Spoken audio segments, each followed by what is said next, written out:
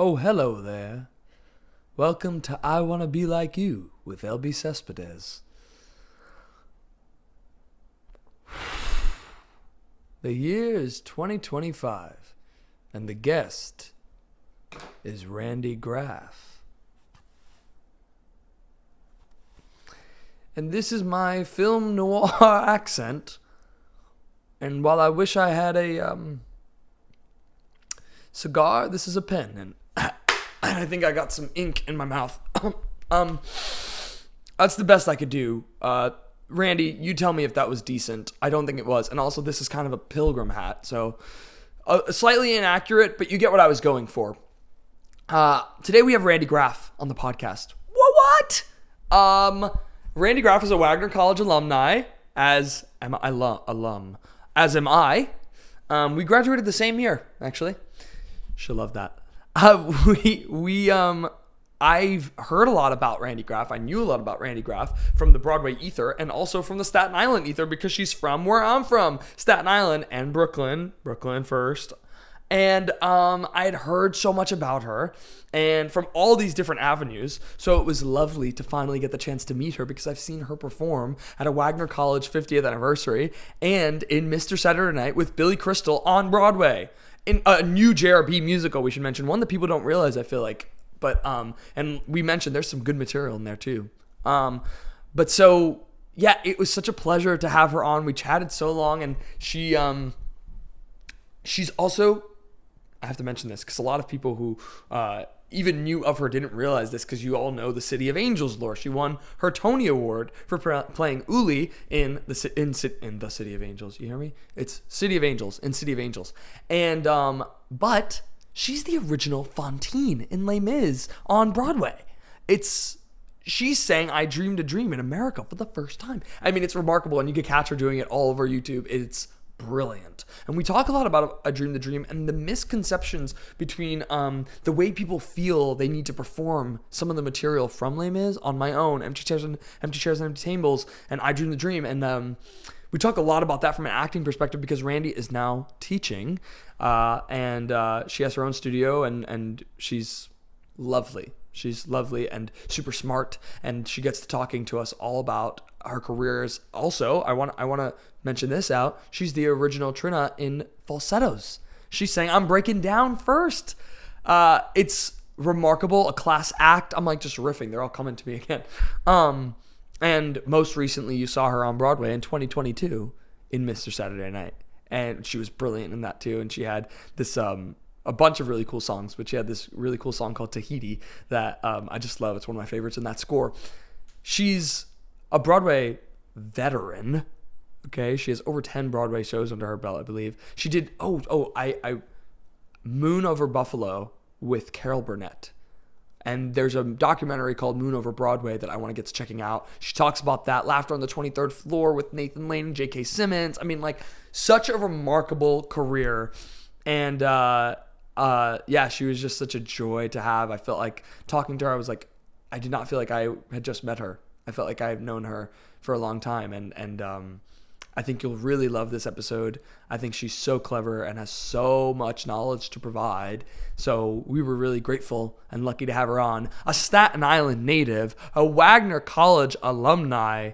Today, I want to be like Randy Graff.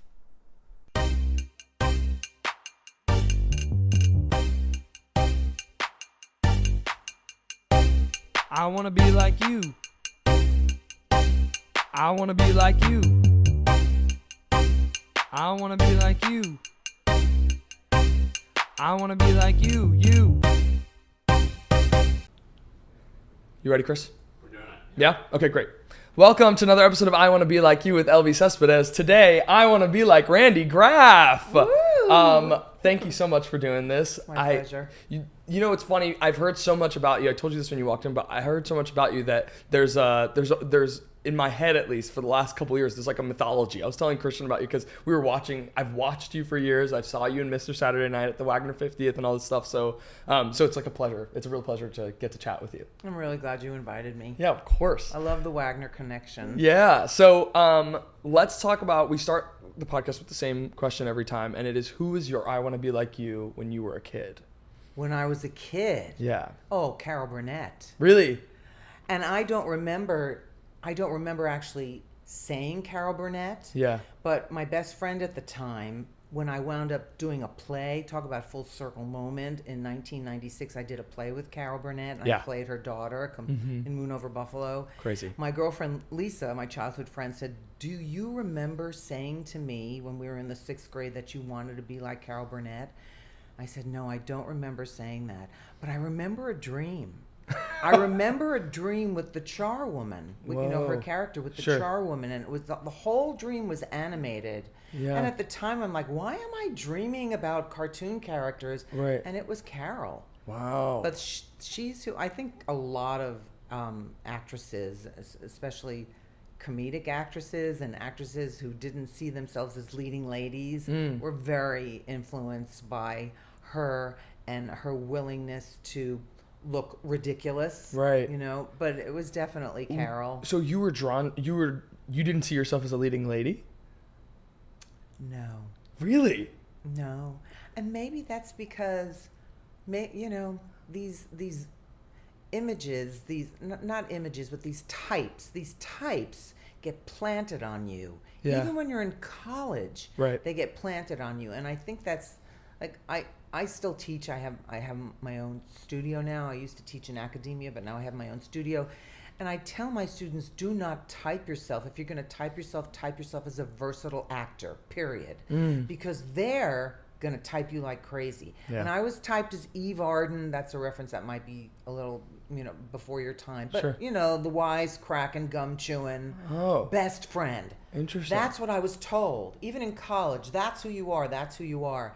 And so I never, I mean, as I matured, I thought I can be a leading lady, right? You know, but when I first started working, it was always the best friend. Wow, that's funny, because I wouldn't pick you that way at all. Well, thank you. Yeah. Well, you're seeing me as a mature woman now. But even looking at like videos of you from the past, I would have never pit you as I would have actually been more drawn to say she's a leading lady. Yeah.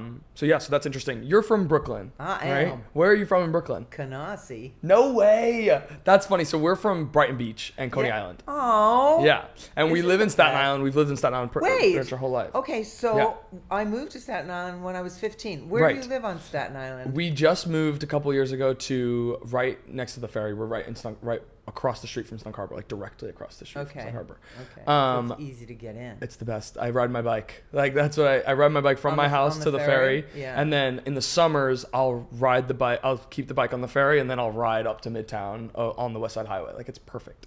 Yeah. But even in the winter, I ride my bike to the ferry. It's 10 minutes, so it's like I don't mind. But then you went to Port Richmond High School.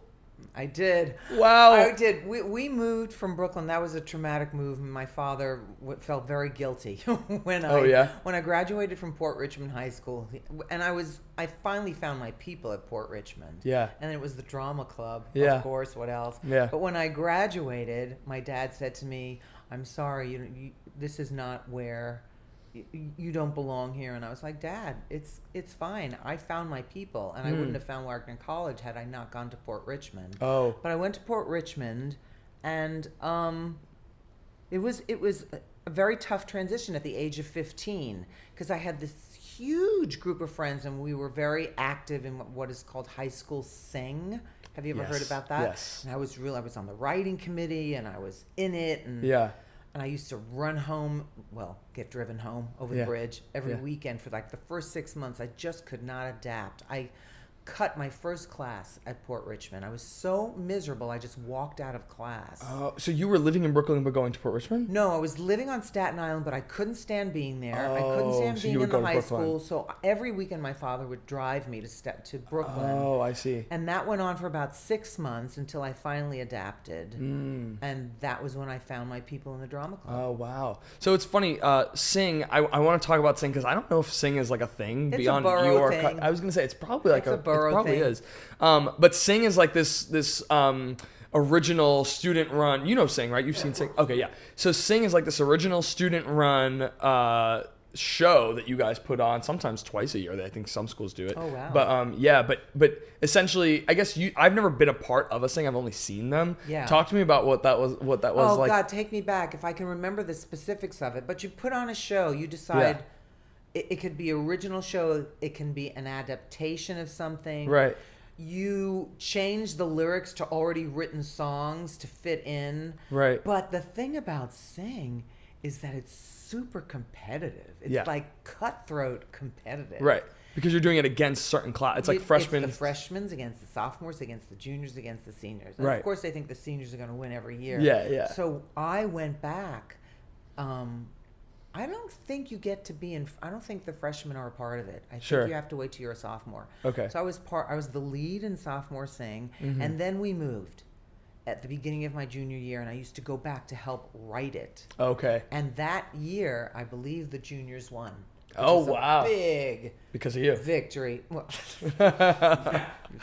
But it's a big victory because usually the seniors win. But that's funny because I think that it's such a, as a kid, I was watching it and I was like, oh my gosh, like they're doing what they want to do wholly. Like this is like their own original. It's like produced, such a great, directed, written, starring. Yeah. It's such a cool creative outlet for high schoolers. It's like really cool.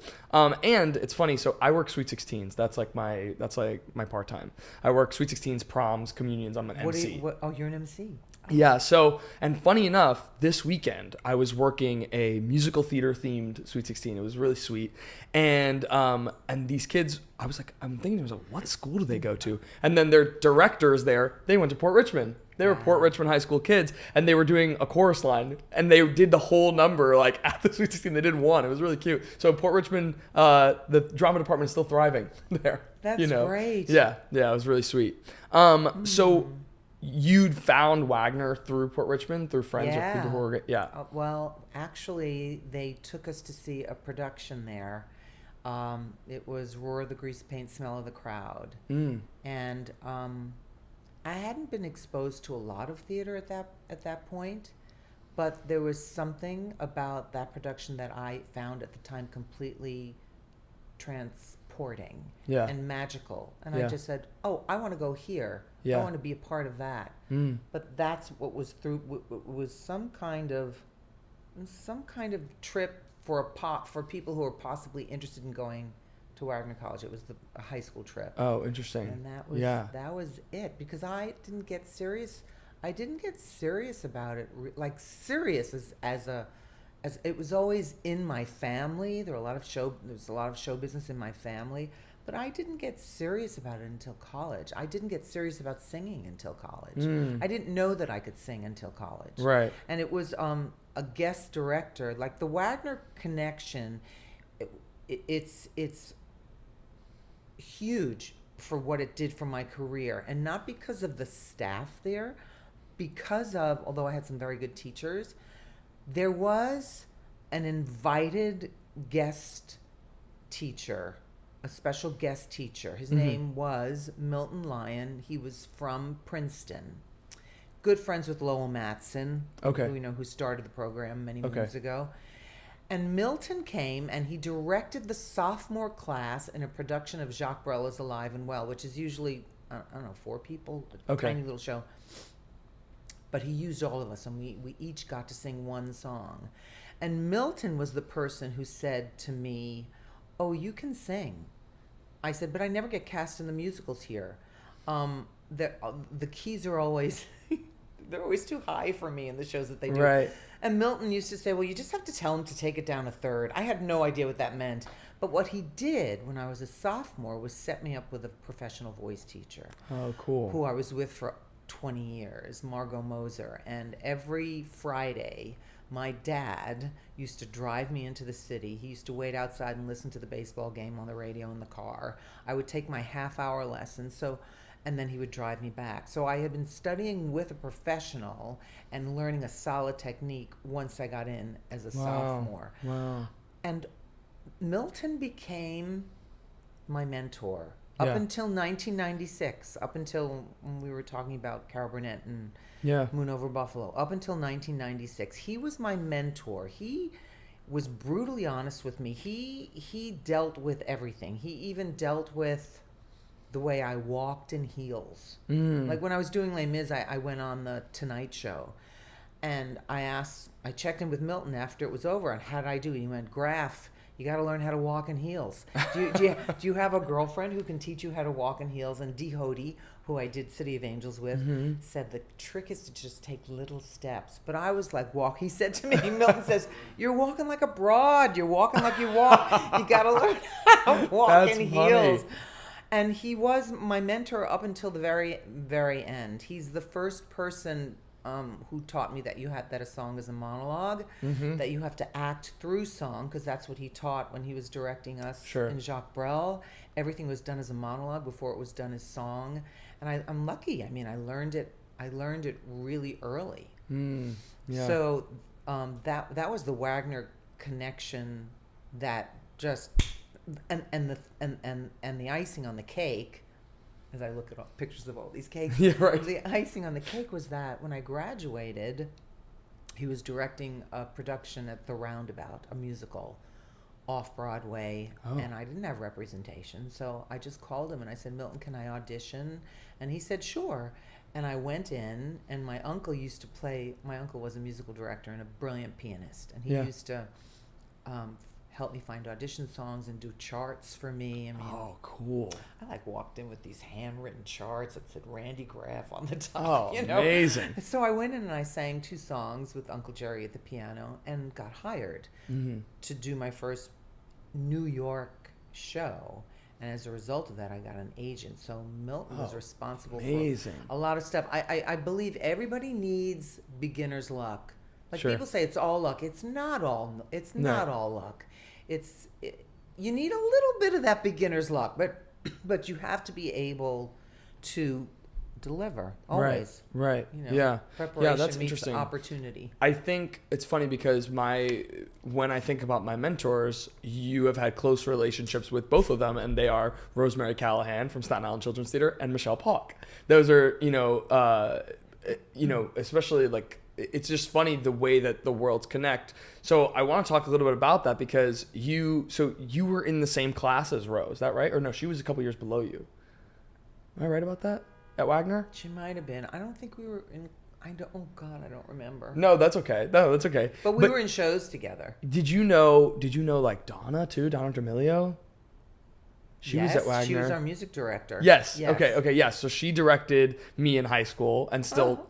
She just retired, but Where did you go to high school? I was homeschooled, but I would do shows at the all-girls Catholic schools. So like Hill and Villa at the time because they needed boys. Yeah. So and Donna was the director and music director at Hill for decades. So so she was my director, and now she's like my sister's director for community theater and whatnot. She actually lives on the same block as me now. She's still.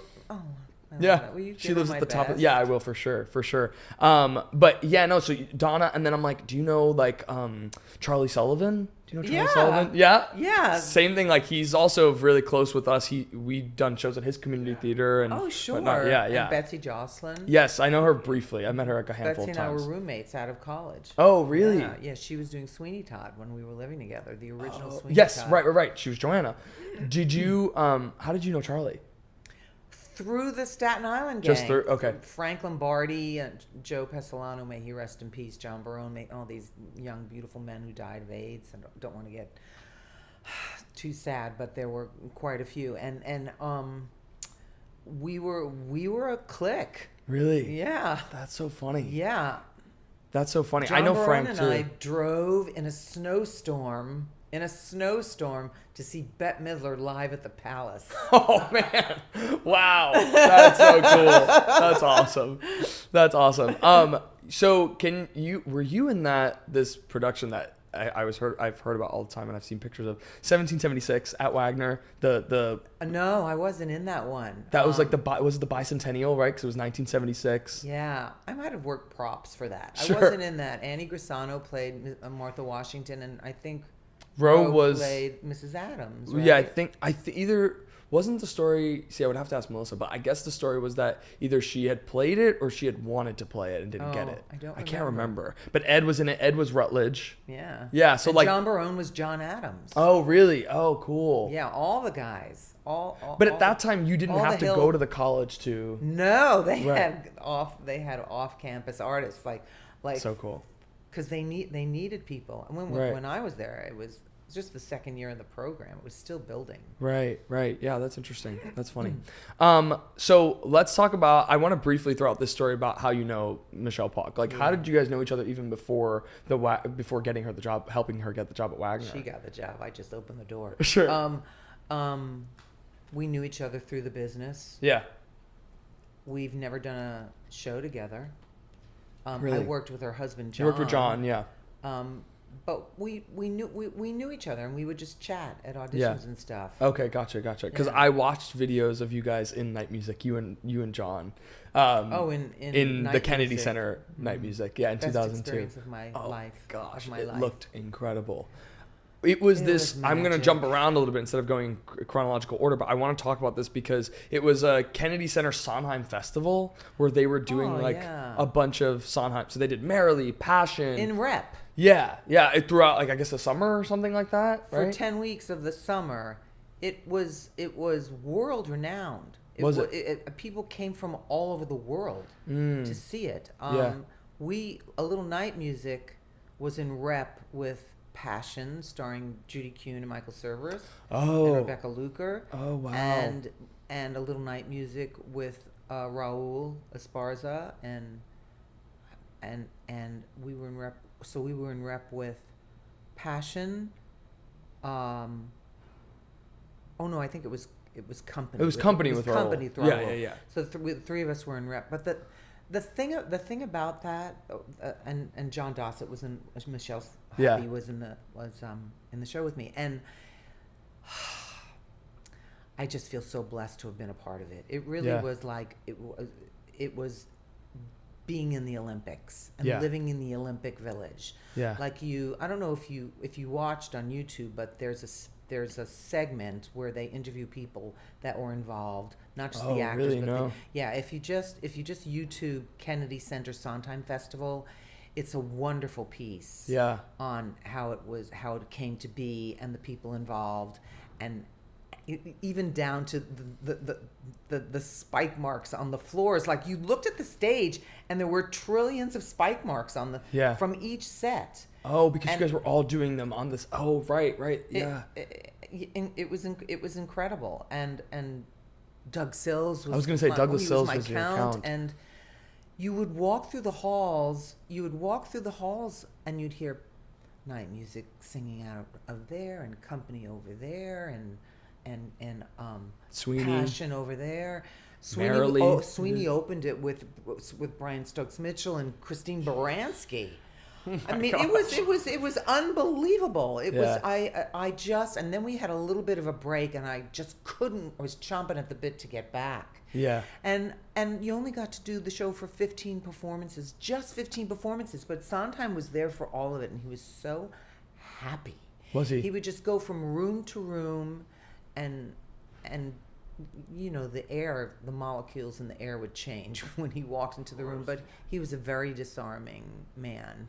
He the first thing out of his mouth was, "Call me Steve." That was the first thing out of his mouth. But we had 2 previews, and then we were out of the gate. Wow. And so he came into he was giving notes one night, and he came into my dressing room, and he said, "Do you mind if I give you notes?" And I went, "No."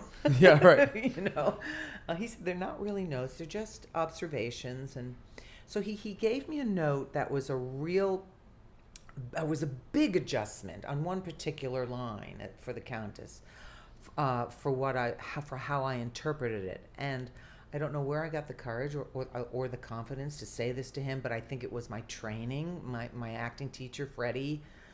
And I said to him, "Okay, do you mind if I just kind of creep up on that?" And he went, "Sure, you'll creep up on it." Interesting. He just loved the actors process. And what was the note? Like, what did he ask you to do? The line was, it was a scene between me and Anne, and we were talking about how I was going to pretend to take, I can't remember, her husband away or something, and we were planning, we were scheming. We were scheming, and she said, "Well, who is this woman going to be? And the line simply was, why me? Right. And the way I said it was, why me? Uh-huh. And he wanted her to be more of a bitch. Oh, I see. He wanted her, his line reading was, why me? Me, like duh. Stupid, duh, right. me. Yeah. And that was a jump from how I interpreted the moment. But that was a tiny, tiny little line. And I didn't really need to creep up on it. I just gave the man what he wanted. Right. And I did it that night. And he came to the first preview and he watched the whole thing. Yeah. Stage right. And then when I came off from the curtain call, he gave me a hug and he said, "Good girl." Oh, if you get a good girl from Stephen Sondheim, that's like you can retire. Yeah, that's incredible. I got a good girl. That is incredible. Yeah, we're huge Sondheim fanatics. So we're. Well, you probably know more than me. Well, we still haven't finished. Look, I Made a Hat, but we're really close. We finished through all the musical sections and we read. Do you want to hear a little story about finishing the hat? Yes. When they were at Playwrights Horizons, they were, for the first week of rehearsals, they were at the West Bank Cafe. Shout out West Bank Cafe. If you haven't been there, it's great hang. Wonderful restaurant, great hang. It has an incredible history. Like Tennessee Williams used to hang out there. Yeah, well, they just reopened that theater, the Laurie Beachman It's too. really Yeah, gorgeous looking, and I kind of was raised on that place. So when they almost went under, I shed many tears. Yeah. But now the new owners are great. Yeah, they are. And the story is, and it's true, because you can check with Jennifer Ashley Tepper, because she's the historian, that the first week of rehearsals, they didn't have space at Playwrights Horizons. So they rehearsed downstairs at the Laurie Beachman at West Bank Cafe. Wow. They rehearsed that first week there. And then when they got their space back at Playwrights Horizons, it came time for Sondheim to write Mandy what turned out to be Finishing the Hat. So he wrote Finishing the Hat, and he wanted to put it in that night. And Mandy went across the street and learned Finishing the Hat in the basement of the West Bank Cafe. Oh my gosh! You know where that is, right? The West Bank Cafe. That's where we were looking to do the show. Oh my god! Yeah. We've been talking to them about doing something there. So good. It's and I love that space. That's where we saw Sean. Right. It's and they've just reopened it like recently, I guess this year. Right? After the first of the year, I mean, it almost shut down, and then there was a big community GoFundMe thing twice to keep it open. Yeah. And then there was a big gala, and Tom and his husband, Michael, I believe. And Michael. Yeah. I think Tom and Michael. Yeah, I think so. I know. I was just emailing with them. So they're Broadway producers, and they really get the love that the community has for West Bank. They get that it's a landmark place for the theater, and they respect it. And they were the perfect people to take it over from Steve Olson, who was the original owner. Steve Olson told me the story about Mandy. That's funny. Rehearsing downstairs because he was there for that. Yeah. Oh my gosh, that's crazy. Okay, let's get back to. I'm gonna go back into the. You finished Wagner, and you said that you got your first agent through doing this off-Broadway show with Milton, right? With Milton, yeah. Right. Yeah. Who was your first agent? Well, my first agent was a woman named Roseanne Kirk. And then my big agent, who I was with for decades, was Peter Strain. And Peter Strain found me at the Roundabouts production of Pins and Needles. How did I find Roseanne Kirk? No, Roseanne. This was all through Milton. Yeah. Because Roseanne represented Trudy. She came to see it. She asked me if I would. We were freelancing. She asked me if we would work together. And then Peter came to see Elaine Petrikoff, who's the head of the musical theater program at AMDA. She has been for years and years and years. Peter came to see. This is how beginner's luck happens. Yeah. Peter came to see. I just had her name. Elaine. Thank you. Yeah. You're good. Elaine. There are too many names that are popping in and out of my head because I'm like really going back. Sure. But so he saw Elaine and he liked what I did. So he called me into his office and he said, can we start working together? And we were freelancing, and he started getting me auditions for like Broadway shows. Wow. And then I finally signed with him. Yeah. And Roseanne was a really good sport about it. That's always hard. And I was young. I didn't know how to handle any of this stuff. I asked because we always talk about like agents, or the agent, for me at least, that was one of the hardest things I had to do, was find an agent. I've gone through something like 4 or 5 now. But that's since I was a kid. So I guess like 3 or 4 as an adult. But especially coming out of school, it was such a hard thing to find an agent, to see if they gelled with you, to, you know what I mean? And then you'd go a year and you'd be like, I don't think so then you'd go to another, you know what I mean? Like, it was just it's such a tricky thing, I think. So I think it's always important to ask. Yeah, it is a tricky thing. I mean, I got lucky because I did all the showcases, all the non-equity showcases where people would show up, but I didn't get any representation that way.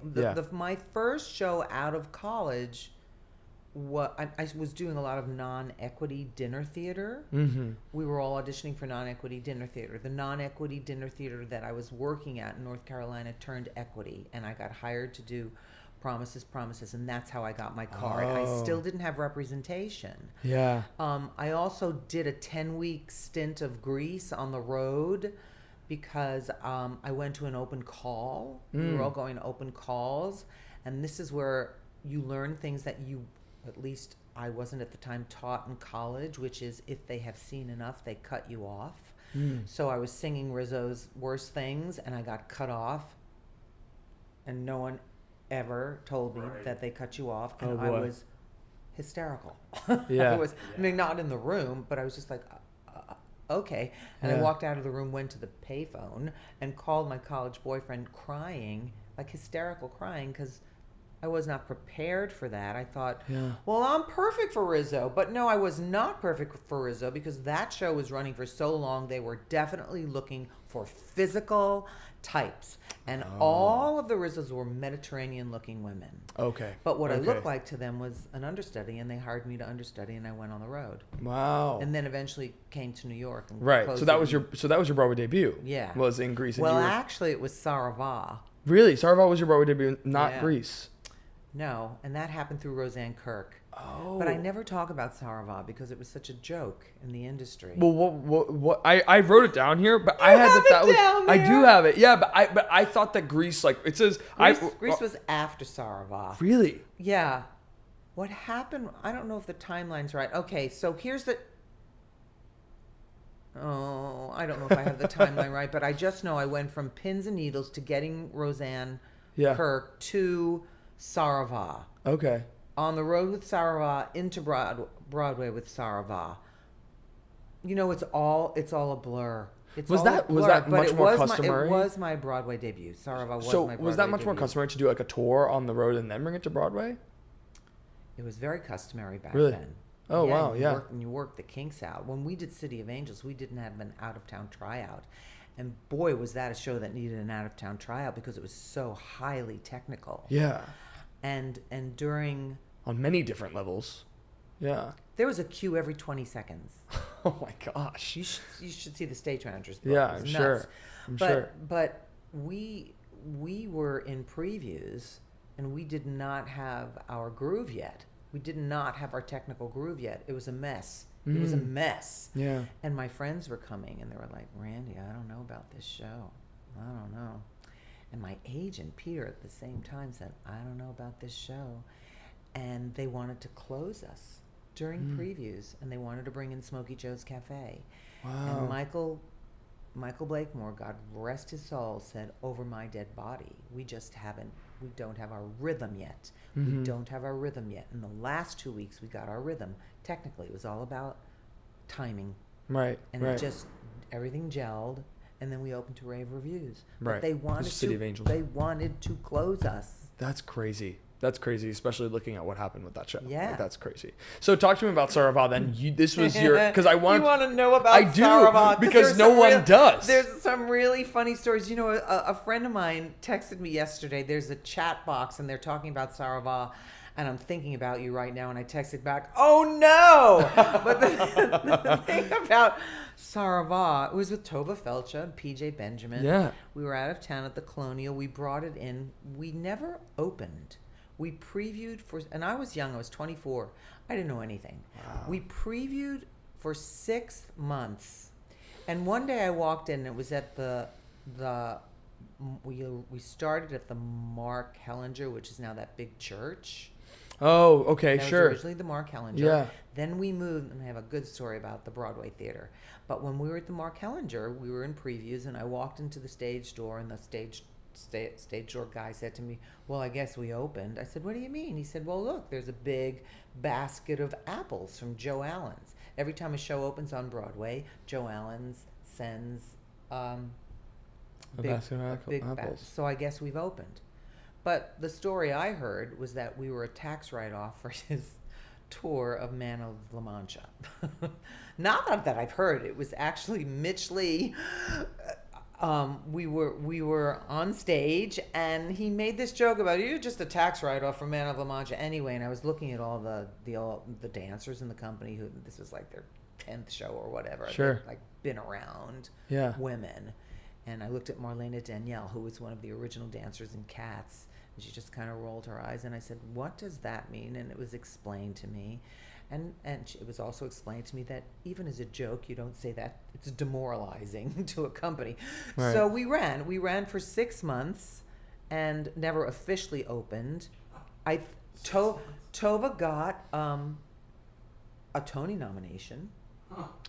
Wow. You can see that on YouTube. She got a Tony nomination. And we were like the first big, after Pippin. You remember that Pippin commercial? It was a game changer. Really? That Pippin commercial was a game changer because it just sold so many tickets because it was like pure sex. You know, it was like Sure. the women in those really skimpy, like next to nothing, Right. costumes. And it was all this pelvic movement, all Right, this all Fosse stuff, yeah. And the ticket sales went. And this was for the original Pippin. Yeah, it's Wow. wonderful with Ben Vereen and the two lead right, dancers. right. It's really, it's a great commercial. It's infamous. Yeah. So they started to do a commercial. I didn't think I'd be talking this much about Saravá, but we started to do a commercial for Saravá that was played on a loop. It was a disco version of the theme song, and people couldn't get it out of their heads. Like, they could not tell you anything about Saravá, but they could sing Saravá, Saravá, That's so funny. And we started to fill up. We got Jersey in there. We got the Boroughs in there. We got the Bridge and Tunnel crowd in there. Wow. And we really, from this commercial, and it was the beginning of that era of what commercials can do to sell. And I mean, now it's all social media, but what commercials can do to sell a show, especially That's crazy. a really good one. So, was it a really good show? It was terrible. Okay. It was a joke.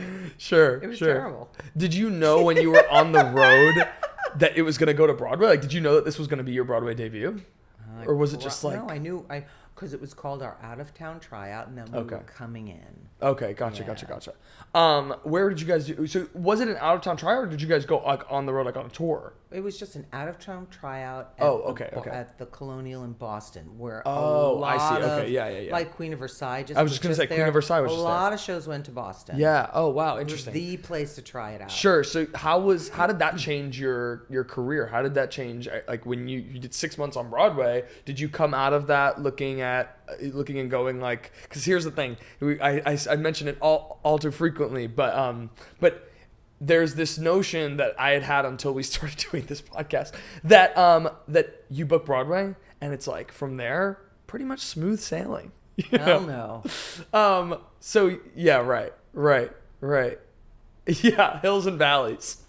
So what did you do after Saravá closed? I went back into acting class. Okay. Yeah. Auditioning, and I imagine like hitting the auditioning pavement. for Broadway, Off-Broadway, Summer Stock, Regional. Mm-hmm. How did Grease come back to you then? They needed an understudy for a vacation. Okay, vacation swing. Yeah. I went in as a swing. By the way, I highly recommend that everybody swings at least once because it just taught me so much. How to think on my feet, how to learn things quickly, how to be brave. You're just thrown on. My first day as the understudy, I went in and I went to the board at half hour, Randy Graff on for Miss Lynch. And they just threw me on. They thought, first day. Yeah, no rehearsal because I was doing it on the road. It was the same staging and everything. We just practiced a couple of moves and hand jive like lifts when they spin her around. Yeah. And I went on in that show because people were taking off.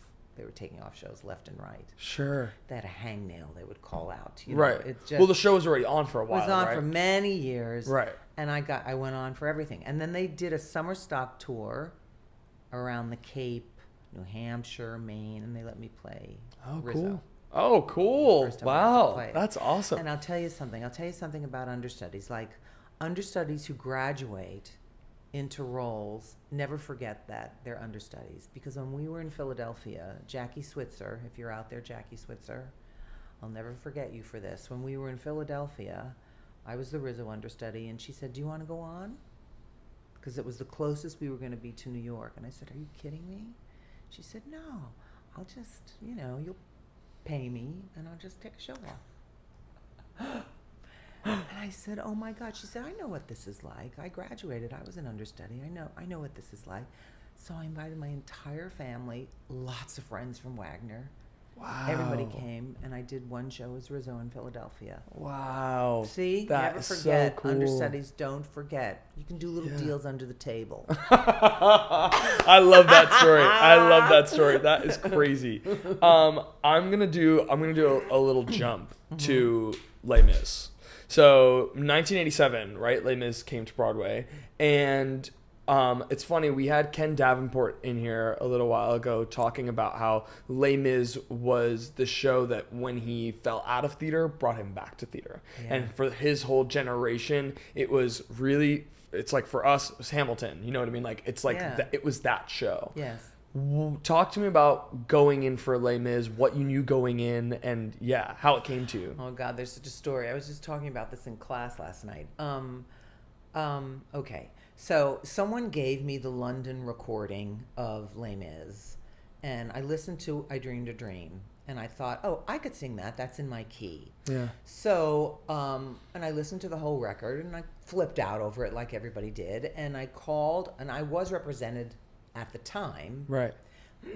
I called Andy Zerman, who was with Johnson Liff, who was like the Bernie Telsey of that time. They did everything.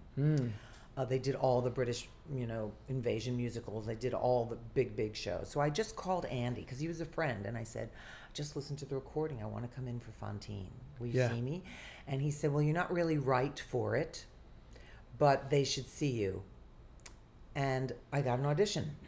And at my first audition, I sang a Stephen Schwartz song called "Where Is the Warmth." Everybody sings Meadowlark. I was singing "Where Is the Warmth." Where was that from? It's from Baker's Wife. It's a gorgeous song. And I sang that.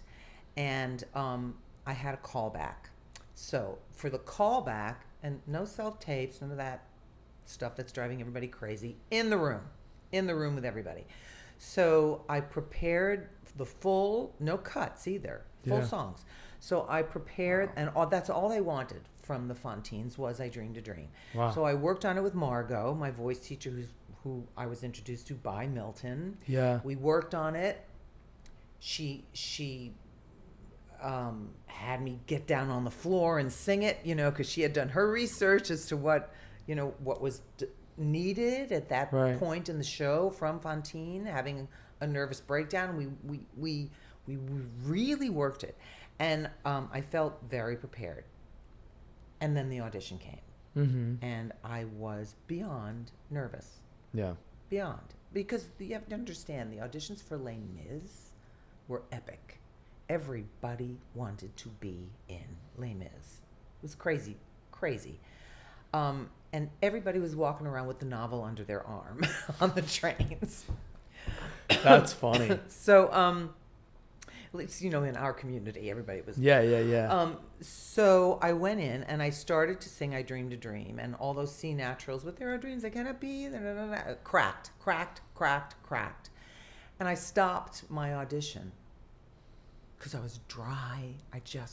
My nerves took over. Mm-hmm. And I said to them, there were 13 of them behind the desk, it looked like the Last Supper behind the desk. and I said, I have to stop my audition. And I knew the musical director, Bob Billig, and I'm just really nervous. I'm having trouble singing. I'm just really, really nervous. I'm sorry. And Trevor Nunn and John Caird were the original co-directors. They were both from the RSC. Okay. So they had enormous respect for the actors and for the actor's process. So he came from behind the desk. He took me away from everybody. He put his arm around me and he said, Randy, darling, we know that you can sing. From your first audition, we know, I'm doing a terrible British accent. We know that you can sing. We don't care about that. I need to see you have a nervous breakdown because that is what Fantine is going through. I need to see you have a nervous breakdown. Forget about the singing. Only from a British director. I mean, that never happened again. Right. But they had confidence in me as a singer, so they just wanted the acting. That's all they wanted. We did a podcast with... I was going to say, the story was in the... The Stars in the House one. Yeah. And Trevor, and I finally got to thank Trevor on that podcast for giving me permission to just focus on the acting and the storytelling. And so I took my shoes off and I got down on the floor and I acted it. And I sounded like crap, but I acted it. And then I had to wait a month to find out because Patti LuPone had first refusal and she was deciding whether or not she wanted to originate it on Broadway. At the time, I was doing Fiddler on the Roof, playing Seitel at Pittsburgh Civic Light Opera. Yeah. Everyone in the company knew that I was waiting to hear on Fantine. We were in the middle of a sitzprobe, and I went downstairs by the phone booth and by the stage manager's office, and I saw a note to me that said, "Call Johnson Liff." And I'm like, this is it. They're going to tell me if I got it, or they're going to say, we're really sorry we went another way, or Patty's going to do it, or...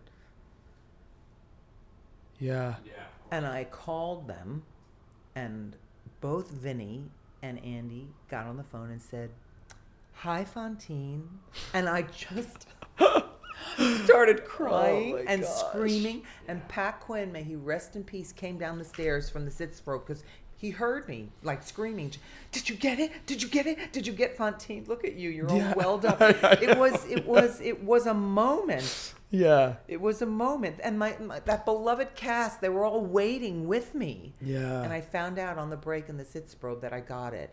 And I immediately called my agent, and Peter was so pissed off because an agent's biggest thrill is to call their client when they're up for something really big and share the news. He was so pissed off that Andy and Vinny, because they cast me in Grease. So we were family. Yeah. But Peter was really pissed off about that. Wow. But and then I called my parents. Everybody was waiting. Yeah, I'm sure. And then Patty, she took her time and decided. I get that. And she just decided that she had done it and she didn't want to do it again. And there I was. Crazy. Isn't that a great story? That is a great story. This might be fun for your audience. Yeah. But when we were out of town, our first preview at the Kennedy Center, the audience would not sit down at the end of the show. Standing ovation, they would not. And they were pounding their feet and clapping. And I was downstairs getting changed. And John Caird, the co-director, came downstairs and he went, get up there. They're still on their feet. We're doing another curtain call. Get up there. And I was in bare feet because at the end, Fantine is in bare feet. Right. And I dashed open my toe on one of the Thénardier grates. Oh my gosh. Bleeding profusely. The next day, went to the doctor, got bandaged up. And from that point on, all the Fantines wore ballet slippers in the curtain call. Wow, look at that. That's funny. But they would not sit down. That's what the first reaction was like. Yeah. Like I could hear in my dressing room, I could hear the pounding coming from upstairs. That is insane. And that's before Broadway. Broadway. I want to read this little quote that I found, and I think that it's Okay, this is not from Les Mis, but this is from your 54 Below show that you did. But it still holds strong because it's about Les Mis. And it's from Stephen Holden of the New York Times. And it says, Miss Graff sang the most honest version of I Dreamed a Dream I can remember. Stripped of bombast and weepy self-pity, it became a blunt expression of how, in her words, the dream changes as you get older. And that quote is on your website. But I wanted to pick this one out in particular because when I watched you do it, and I was like, it's funny, but You watched the acoustic version? No, the one that you did on Phil Donahue. Oh, right, in costume. Yeah. And I was like, I think what took me so aback is I was so moved, and I know Les Mis, I've known Les Mis for years, but I was so moved, and I was trying to figure out, I see people do this song all the time, and I was trying to figure out what is it about what you're doing that's like touching me this much. And then when I read that, I was like, that's exactly what it is that I think that, and correct me if I'm wrong, that a lot of people when they're going into I Dream the Dream, or a lot of the songs from Les Mis, it's very easy to get stuck in the self-pity of it all, right? So I guess talk to me about your approach with that song then. In the show or in the acoustic version? In the show. In the show, it is in all of those songs on my own, Empty Chairs. It's very easy to get into the self-pity party mode. There was a period where I was in that self-pity zone. And I was in the anger zone. And I was singing the song like a 31-year-old woman instead of a 15-year-old girl who's saying, how could this have happened? Who's incredulous. Mm-hmm. How could this have happened? So John Caird came up to me and he said, Randy, you're singing it like a 31-year-old angry woman. It's not that she's angry. It's that she cannot believe what has happened. Mm-hmm. And we talked about this in class last night, that when you sing a song and you're loaded with self-pity, no one cares. So you always kind of have to play the how did I get here rather than why me, poor me. Yeah, yeah. And when you do that, when you work in the how, I call it working in the how, it opens up all kinds of new moments, all kinds of discovery. So it's a great tool for any song that will lean into the self-pity. Empty Chairs is that way. On My Own is that way. And you want the audience to feel something. But if you're there feeling everything, it leaves no room for the audience to feel. Right. Yeah. Yeah. And I think that's a common misconception with that song, and it gets done all the time, but it's and two, what I think is a big takeaway from that callback story is exactly that. It's not a song that's like, yes, of course it is beautiful, but like it's not, the singing pretty is the thing that you shouldn't prioritize, and that is, that's another common misconception. Yeah. And the singing really well and the acting really well comes, once you get it into your voice in rehearsal, and that's why a long rehearsal period is helpful. Right. But to just out of the canon have to do it at an audition, they don't always, when you're super nervous, they don't always line up. Yeah. Yeah. But can I just talk about the acoustic version? Yeah, of course. That's one of my, I love that Stephen Holden really got me on that. Yeah. Because my husband was my musical director, and I said, I don't want to be a big belter and sing this song. It's not who I am anymore. And the dream does change. And there's a lot of, as you get older, there's a lot of irony that comes into play. Mm-hmm. And so we decided to do it very quiet. That's why he said without all the bombast. It was a very simple acoustic relationship that was very, it wasn't it was none of that. As they turn your dream to shame, which is how it was originally written. Patty is the one who did the rise up.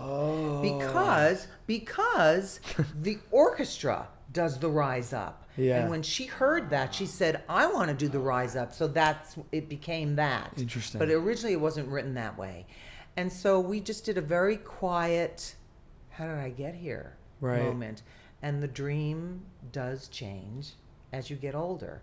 And it's not big and loud and filled with angst and self-pity. It's like, how did I get here? Right. So that's what he was picking up on. Right. Which is funny because you mentioned asking the question how, and with that comes the answer, right? And the answer changes as you get older as well. Yes. Yes. Right, and so does the question, but it leaves room for the audience to go, what is the answer going to be?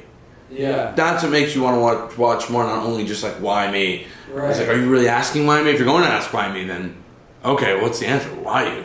Yeah. Good point. Yeah, that's interesting. Good point. What did you think of the movie, of the Les Mis movie? I loved it. Yeah.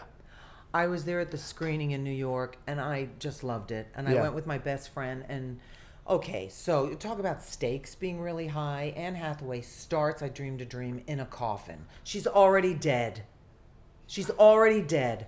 Where do you go from there? So you sob through the whole thing. She sobbed through the whole thing. That was the moment. And I turned to my girlfriend and I said, she's going to win an Oscar for this. And she did. I thought the movie was incredible. Yeah, I thought so too. And when Holmes showed up on screen, I was wrecked. Yeah, and I think too. That was our first introduction. I was gonna say that was my first introduction to Les Mis. It feels like it was a revival in and of itself. Yeah, it was. Yeah. The movie was. Yeah, the movie was the first thing I saw, and then went back and watched everything. But they have it. They have it at Lincoln Center. And yeah, I hate what I do. Why? Hate what I do because I do too much. Oh. You know, as you get older and more mature and more sophisticated as an actor, you do less. Yeah. And I was doing too much. When do you think that you got to a place with that song throughout the run? Because how long did you do it for? A year. A year. When did you get to a place where you felt like you were really in the pocket? Because you said for a period of time you were in that self-pity mode. How long did it take you then? 6 months, maybe. Really? Wow. 3 to 6 months. Yeah, that's so interesting. When I say in the pocket, it means filled with nuance. Right. Yeah, I would say 3 to 6 months. It's funny. I just talked about him on the last podcast we did, but Martin Short says this quote where he's like, and this is what he said he loves about doing long runs like that, is that he said someone came to see him, I guess it was opening night. Yeah, opening night. And they were like, oh my gosh, you were excellent. Great job. Oh, it was the producers. That's what it was. Someone saw him in the producers. And they're, oh, you were excellent. Great job. And he says, oh, really? You should see me in 6 months. And that was his. Isn't that the time? I Was Better Last Night in Harvey yes, Firestein's book? Yes. Right. Exactly. You should see me in 6 months. So it's sort of like when people come to previews, when friends come to previews, I'm like, what are you doing here? Right. And I said, promise me you'll come back. Yeah. And friends come to support, of course. Yeah. They said, well, we want to see it grow. Yeah. Okay, I'm down with that. Yeah, I'll be back. Yeah. Just come back. Right, exactly. How did Les Mis change your career? It opened a lot of doors. I mean, I got seen for plays. I got seen for movies, for TV. Wow. Yeah, it was a big one. But I'll tell you something. Right after Les Mis, I went to LA for pilot season, when there was such a thing as pilot season. And I went up for an episode of Murphy Brown. Remember that show? Of course, Murphy Brown? Yeah. And again, I don't know where the confidence came from. My training, I guess. She said, well, I see, because I had just come off of Les Mis, I see you do mostly musicals. Do you act? Whoa, really? I was a good girl. I said, I do act. Yeah. And just because I act when I sing, and I do act, and acting is required in musicals. And if you let me read for you, you'll see that I'm an actor. Yeah. I can't believe I said that. Yeah. But I was like, part of me was like, so like, you don't know anything. Right. Well, and she told my agent, I'm not going to give Randy the part. She's too young for it, but I have great respect for her. Wow. And the way she handled herself at that audition. Wow. Yeah, it's musicals are given a bad name. Yeah. By maybe certain shows are badly acted, but in general, the musicals that move us, like for me, the little musicals, like maybe Happy Ending, Kimberly Akimbo, The Band's Visit, the that are more like plays. Those are the musicals that I love to go see. Yeah. But throw a Sweeney Todd up there, and I'm there. And, right. I'm there. It's funny. There's this, like, we have a cousin who he's like, I remember him saying, you know, I don't really like musicals. Musicals aren't my thing. And then he saw Guys and Dolls. And all of a sudden, that was his. I mean, so it was like, it's just, it's saying you don't like musicals is like saying you don't like movies or music or, you know. Yeah, they're famous musicals. People go, okay, there are the famous musicals there. Right. But it seems like people think that musicals are stuck before Oklahoma. Yeah. Songs don't have consequence. Yeah, right. Stuck in Cole Porter. It's like they don't know about musicals. They know that they exist and whatever, but there's kind of like this lack of knowledge towards the stuff towards the wide variety of musicals. The potential of what it could be. So we have to educate them. Yeah, I think so too. So too. And you know what though? And like I think that some of it, when you look at like the with what Les Mis was doing at that time, the mega musical thing introduced a generation. Some of it was Disney. Some of it is Hamilton and this whole resurgence. We have another. He's like what Adi. He's like 18 now, I guess. Yeah. But he was like, hey, I don't know, musicals. I never really like, you know.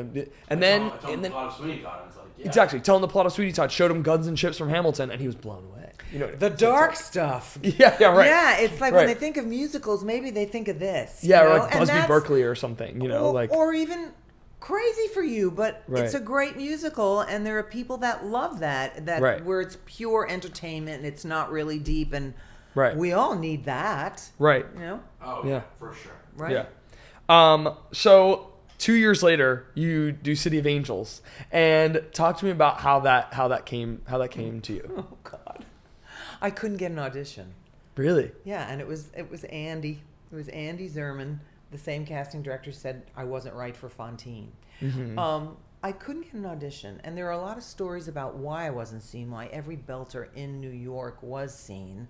There's a story that Cy Coleman already had somebody in mind for it, so I had an agent at the time who was really tough, and she said to Andy, well, just give her the effing audition. Just give her the audition. Yeah. So I went in and I auditioned. It was so civilized.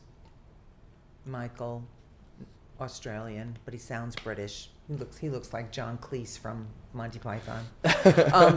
So I went in and we were in a little office in the Johnson Liff office, and I just read. I didn't even have to sing. I just read a couple of scenes, and he said, I want to call you back. Oh, wow. I had an affinity with that character, like from the get-go, and an affinity for that style, for the 40s. I think in some past life I was a 40s big band singer. I just like slip right into it. Yeah. Slip right into the timing, and so at the callback for City of Angels was so much fun. Yeah. It was on the stage at the Virginia. Now the August Wilson was on the stage. We were allowed to sing 2 full songs of our own, and there were maybe 3 or 4 sides. So I sang More Than You Know and Murder, He Says. Murder, He Says is this upbeat, a Frank Lesser 40s kind of boogie-woogie song. Oh. And More Than You Know is just a lovesick ballad, you know. So I did that, and then I did the scenes. And Cy Coleman was Cy was there, and Michael Blakemore, David Zippel, Larry Gelbart, the Dream Team. Yeah.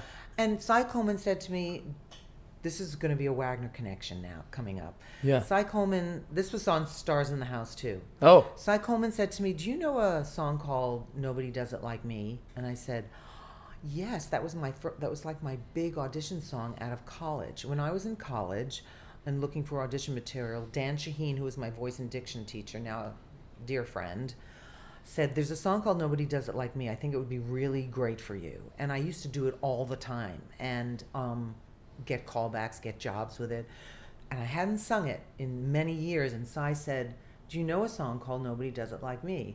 And I said, yes, but I don't think I remember the words. And he said, that's okay. That's okay. I'll call them out to you. He was in the house. I'll call them out to you.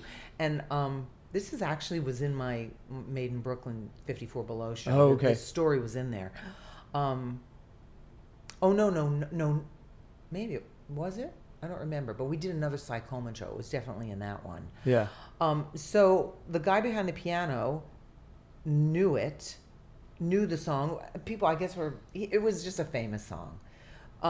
And so I started, if there's a wrong way to say it, a wrong way to play it. Sigh. Nobody does it like me. If there's a wrong way to do it, a right way to screw it up. Nobody. And he came. He came. He calling out the lyrics. Came up on the stage behind the piano and finished the song for me. Wow. I got home an hour later. I got the call that I had the part, and he asked me to sing that song because Nobody Does It Like Me and You Can Always Count on Me. It's kind of the same song. It's like Nobody Does It Like Me was the prototype for it because it's self-deprecating humor. Right. That's what he wanted. He wanted self-deprecating humor because Interesting. You Can Always Count on Me is self-deprecating. Yeah. Another song that shouldn't be a pity party. Yeah, right. Another for sure. one, right? Right. So the Wagner Connection. That song. Yeah, that's so funny. That's so interesting. And I think like it's funny that he made you I guess what do you think was important for you in that moment, because it's such a hard thing not to get thrown off, like they made it so much fun. Okay. I was not nervous. I was not nervous at that audition. I was very much me. Yeah. I just felt good going in there. Yeah. Maybe it's because I had done Les Mis and there was enough. That was a real confidence builder. Right. I felt very. I love Cy Coleman's music. I was just thrilled. And it suits you really nicely, him. like you know, it suited your voice very nicely. It's a low belt. I mean, back then, women didn't have to belt above a B flat or a C. It's all different now. yeah, just a little bit. You can't belt for high guys enough. too. You can't belt high for guys too. Yeah, it's all really high. So where did you guys take City of Angels out of town? We didn't. Oh yeah, you said that. You mentioned you didn't. We were in right, town right. trying to work out a really heavy technical shit. I was gonna say, like, there was how much of it changed throughout, because it is such a. It feels like that show feels like one big puzzle. I just saw it at Wagner just did it. I knew it before then, but that was the first time I'd ever seen a production of it. And it's a hard show to do. It's a really hard show. Because you got to get the style right. You got to get the style of the film noir right. It's all film noir. Yeah. Like that. It's all about that. You got to get that style right. And when we were in rehearsal, we were shown a couple of movies, The Maltese Falcon. Yeah. That was a big one that Michael showed us. And I watched that, and I watched His Gal Friday, because I wanted to watch Roz Russell to get a feel for Miss Oolie. But I saw one production, two. I saw one in L.A., and they didn't get the style right. They were commenting. And you got to play it straight. The film noir has to be played completely straight. There's a slight style to it in the rhythm of the speaking, and that's what you have to study it for, to get the rhythm of the speaking. Mm-hmm. But it's still real. It's still rooted in reality. Because otherwise it comes off like a parody. Yeah, it can't be. You're right. It can't be. And I want to talk about the What You Don't Know About Women, or really all the music, but that song, first of all, it's such a great song. That's like such a great song. And what a song to, like, that's the first like 20 minutes of the show. Yeah. And it is like, if you're in a Broadway house and you just bought this ticket to this new show, and that song is what you're like, strap in. I'm staying. Yeah, I'm staying. Here. It's a great number. The staging and the sting at the end, that wasn't always there. Really? We were in rehearsal. Kay and I were in rehearsal. That's what you don't know about me, right? And Cy and David were at the piano writing. And they said, it needs something at the end. Try singing this. That is not an easy riff to sing. It's so high, and you just gotta like get it in your nose. Right. You are in need of a little enlightening, ladies in love, but you can't see. But I'm not gonna sing it. But the really exciting is the door. The exciting part is the button, the door slam. You don't know nothing about me, and the door slams. On the Tonys, the I know it shook. Yeah, it shook. It was so cool. The set shook on the Tonys. It was so flimsy. The set was so flimsy.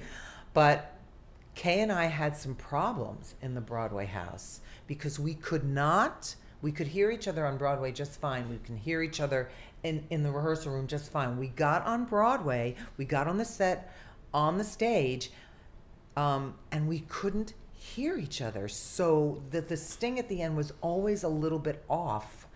So we would have to watch Gordon in the pit. He would conduct us, so we had to kind of look over here. We couldn't straight out to the audience, bitching and moaning about our men. We couldn't really do that. We had to look a little bit like off or to make sure that we were together. Yeah. And there were times where we weren't together. And if you're not exactly together, it just ruins it. And because, and the door slam's not together. Yeah, right. There's so much stuff that had to be impeccably timed, like Oolie's change from Oolie into Donna, and You Can Always Count on Me. Michael said, if it takes more than 10 seconds, we're going to lose the audience. Right. So that change from black and white to color was rehearsed within an inch of its life. Right. Yeah, that makes sense.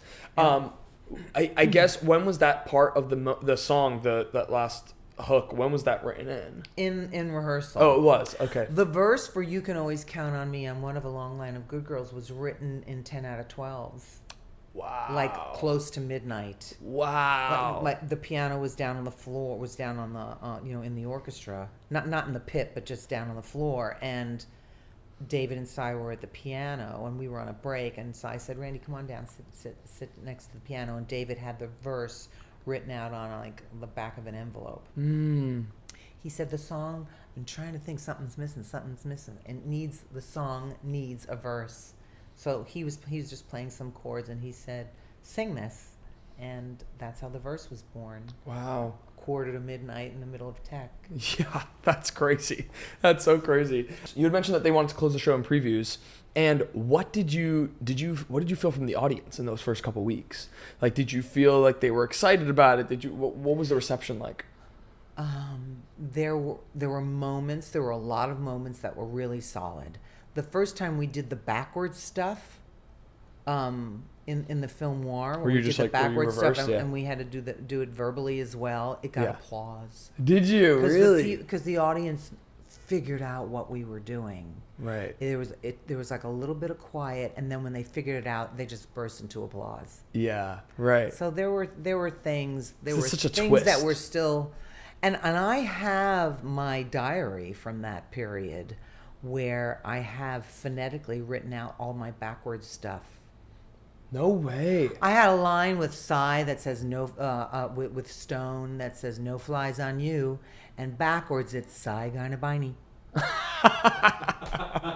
That's so funny. I didn't realize that was like that was accurate. That you guys were accurately yes, doing we that. had obviously no digital. We had a guy who was on tape.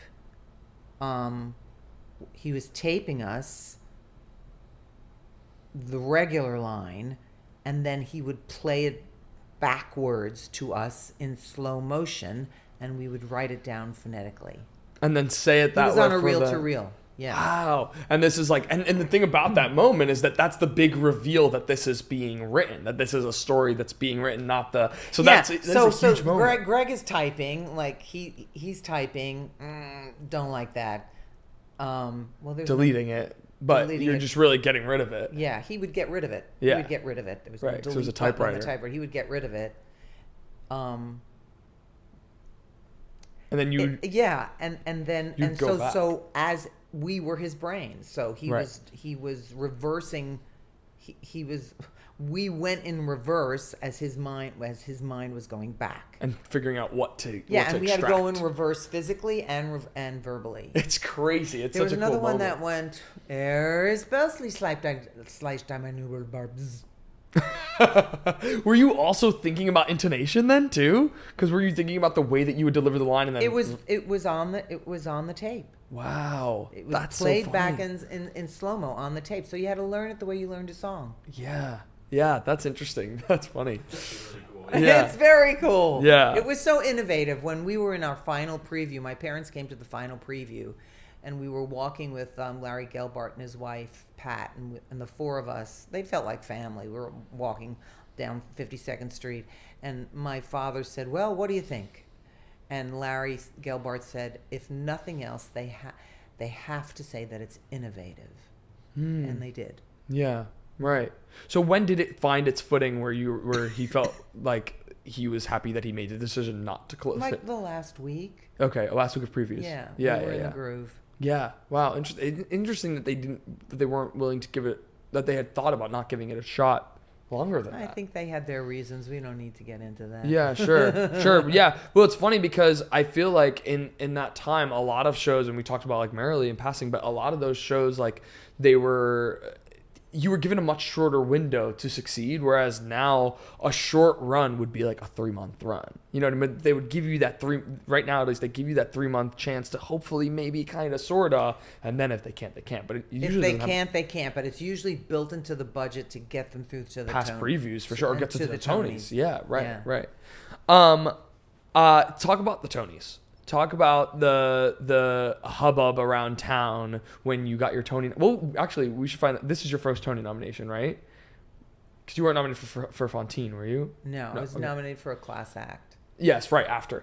But so this is your first Tony nomination. Where were you when you found out that whole do you remember? Oh my God. Well, they come out really, really early. So Yeah, it was they do. Probably really watching early. on TV.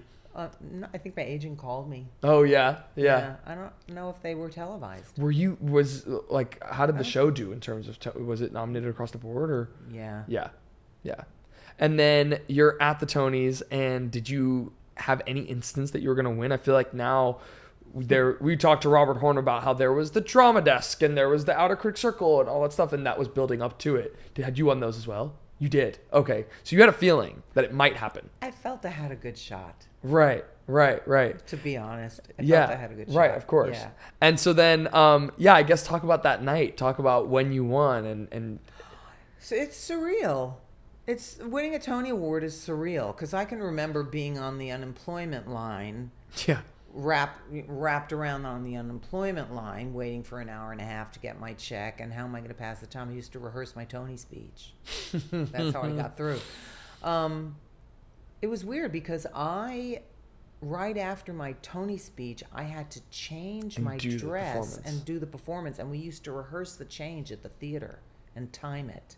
And luckily for me that night, Kevin Kline, who was doing the famous "To Be or Not to Be" speech from Hamlet, was really taking his time. Oh. He was pausing. So Good. I was ready. Yeah. I was ready 30 seconds early. It's surreal. It's out of body. You don't know. It's completely out of body. And then when you get off, they take your Tony away from you, and you go and do the press junket, which at that time was next door at a restaurant. So I went and did the press junket, which is just Yeah, you feel like the president. It's like lights and flashes. It's Right. too much. Sure. And when it was over, I didn't have my press rep with me. I don't know what I lost Chris. I don't know what happened to him, and I had to get back to my seat. So I went and started banging on the stage door to the Fantine where the Tonys were. Oh Let me in. It's Randy Graff. I just won a Tony. Let me in. I couldn't. They locked me out. Oh my gosh. That is so funny. Do you remember in any way, we talked about this with Michelle, and things have changed now, but like, actually, Brad Oscar talked about this on the pod. He was nominated for The Producers in the 90s, and then he was nominated for Something Rotten over a decade later. And he talked about the difference between then and now, even in terms of like the campaigning of the awards. Was there anything like that when you were? No.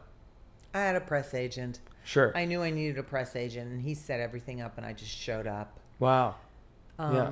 There was no social media. That's Right. the difference. Yeah, for sure. You didn't have to self-promote. That's what your press agent was hired to do. They did it all. Yeah. So then, after you win the Tony, did you feel the wave of work come? Did you feel like you were more confident in booking work? Did you? I tell people it's not like there were a line of scripts outside my door. Mm-hmm. Your price goes up. Right. When you win a Tony, that was a big difference. Your name changes. You have a new first name, Tony Award winner Randy Graff. Your name changes. That's when I'm always introduced that way. Right. I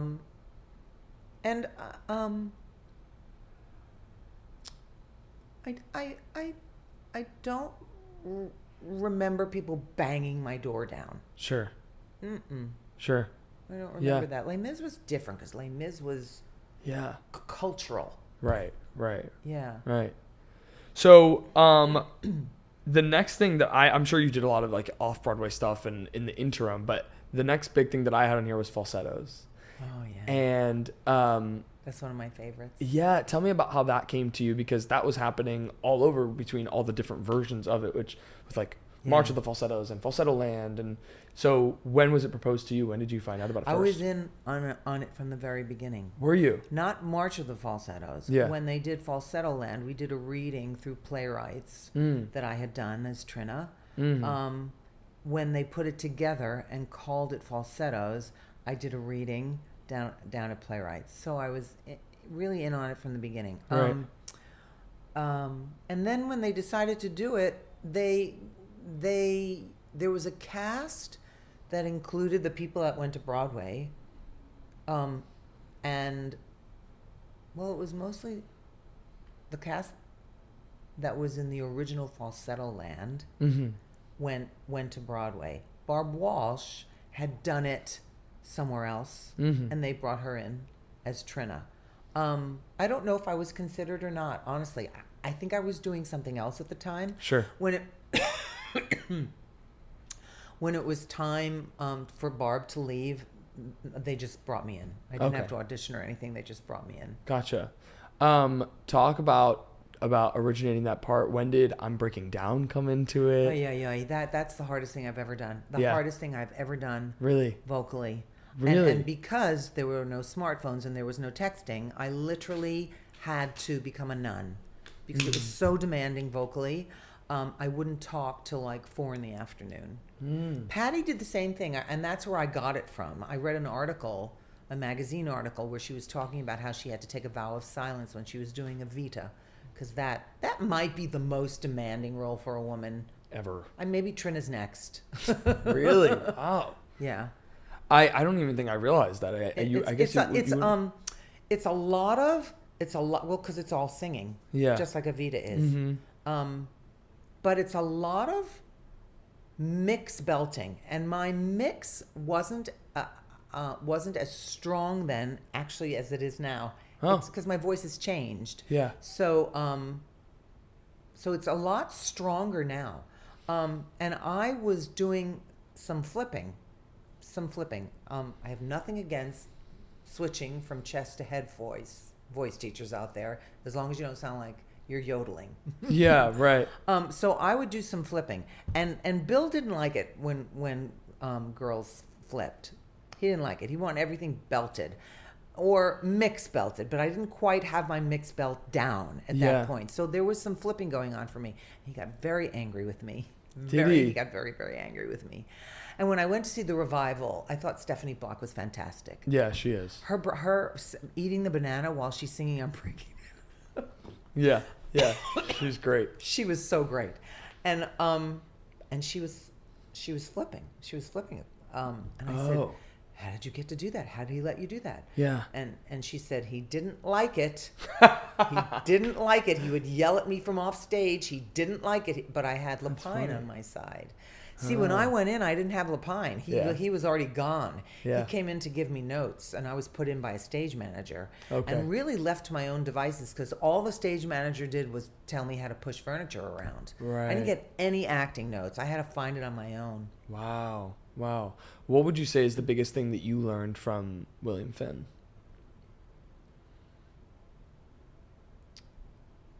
Oh, wow, what a question, because he was so unique. He had such a unique voice. Yeah, that's what everyone says about him, too. Sing from your heart, always. He was just like, his music was all in the heart zone. All of it was in the heart zone. Yeah. And whenever you get lost, just go back to your heart. Right. I think that's what I learned from Bill. Yeah.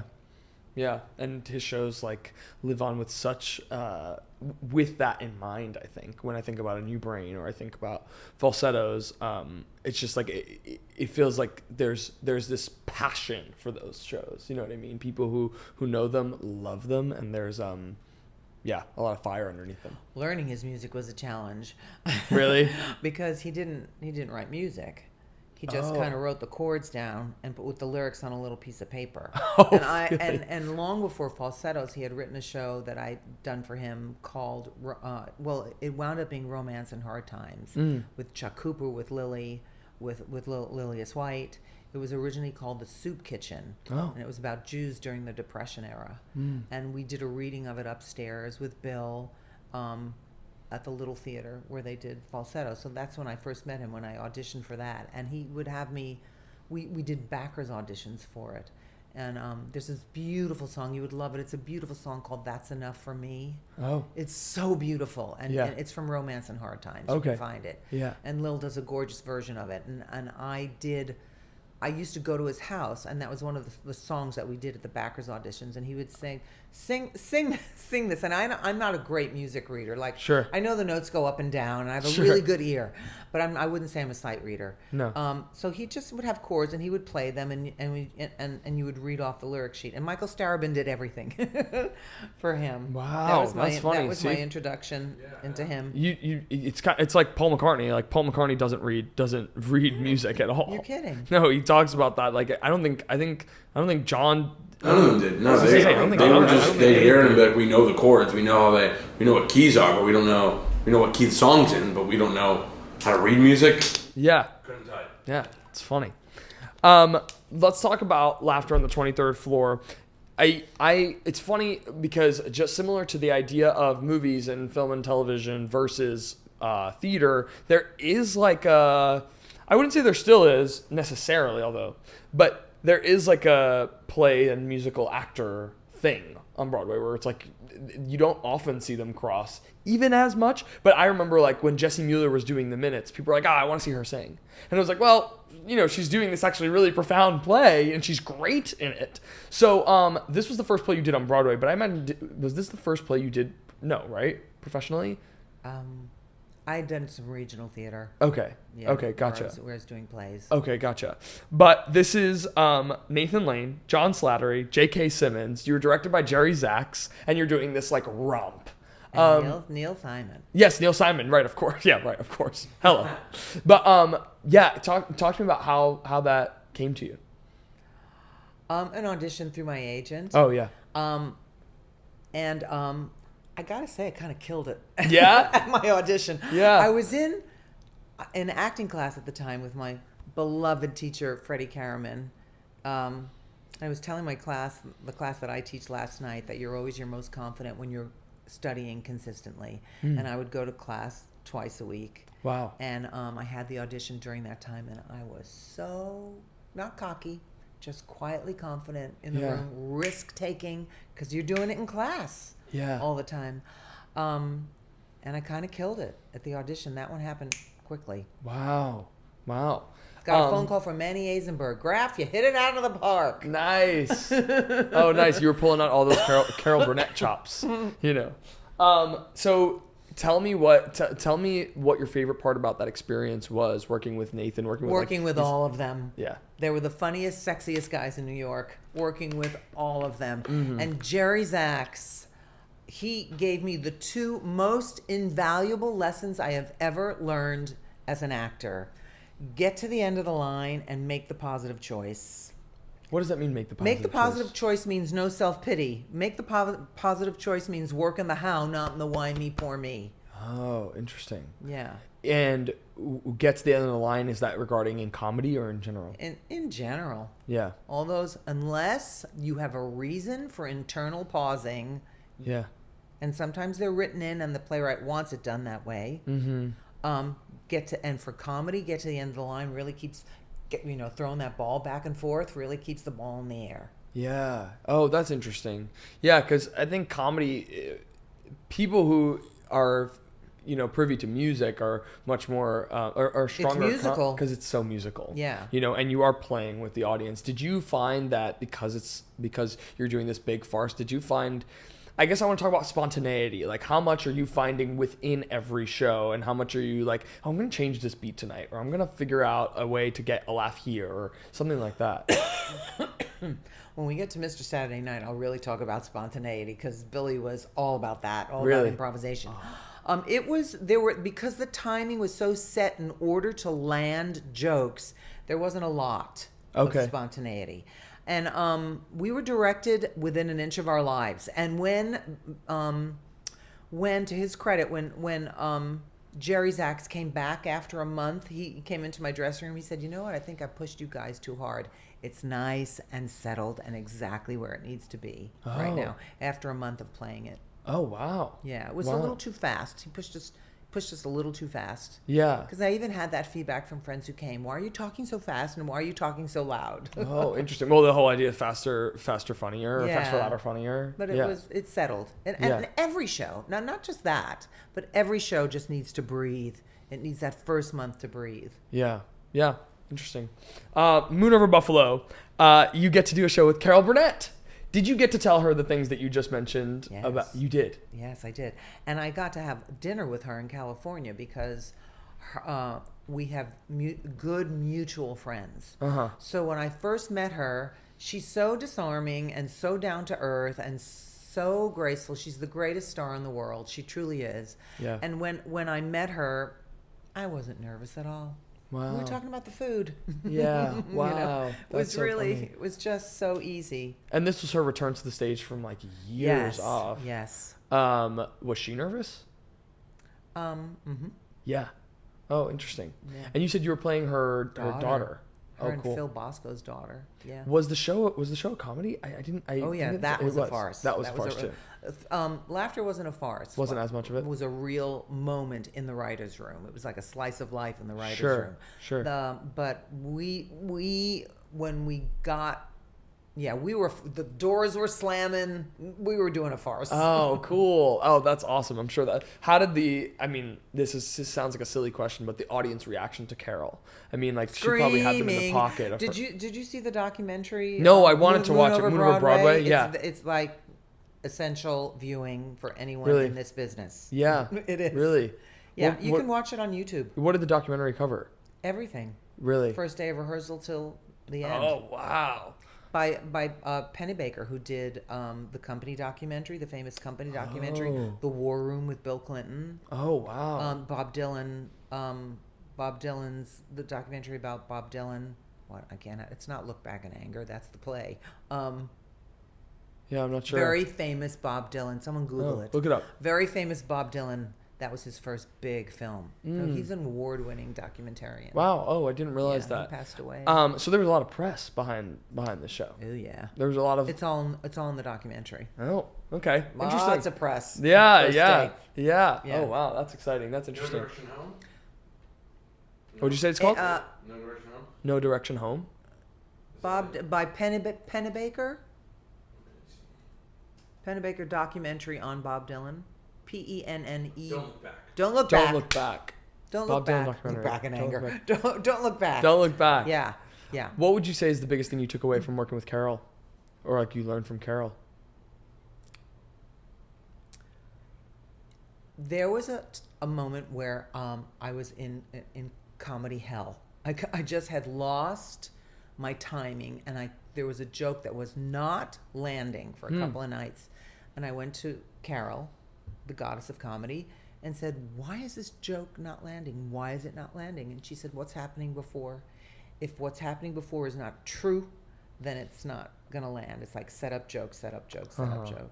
And we figured it out. Oh, that's great. I learned how to be truly gracious with fans, because someone as big as Carol, who was constantly bombarded by her fans wanting autographs, wanting the pictures, she was so gracious with them. We were walking on the street one day, going to lunch dinner in between shows, and a fan came up to her, very polite, and Carol had sunglasses on, and she took her sunglasses off so she could look her right in the eye. And she wasn't able to hang out at the stage door and sign autographs because she would have been there for 2 hours, and she needed to get home. She was in her 70s, and she was doing 8 shows a week. Wow. She didn't do 6. She did 8 shows a week. Wow. And she would announce to everybody that she was going home because she needed to take a nap and have dinner in between shows, and that if she stayed there and signed one autograph, she'd have to sign 100, and she really needed to get back. But if you wanted a picture, just leave a self-addressed stamped envelope with a picture inside. I will sign it for you, and it will get back to you. And then she tugged her ear and said, thank you, everybody. She got in her car and she zoomed away. Wow. But after every matinee, after every show, she made that speech. She didn't leave people hanging. She loved her fans, and there's a reason that they loved her, because she so respected them and showed such respect and gratitude for them. Oh, that's she really showed sweet. me how to be a true star. Yeah. What that actually meant. Right. Yeah. And everyone says that, and God bless her, she's still working. She's still doing her thing. She is. Yeah, and she's great still. I mean, have you seen Paul Morale? Not yet. I never finished it. Is but that on Apple? Apple. Good. Yeah, it's on Apple. Okay. And then she was just in Hacks too with Jean Smart. She just did a little guest spot on it. Yeah, she's. And when people meet her, they just start to cry. Like Kristen Wiig talking about her on the first day of the set. That as soon as Carol walked in, they all started to cry. Yeah, right. Because she was the role model for all of them. For all of them. Right. Sutton Foster, same thing. Yeah. Like crying when she got Once Upon a Mattress. Yeah, of course. Because Carol was her role model. Yeah. Role model too. Yeah.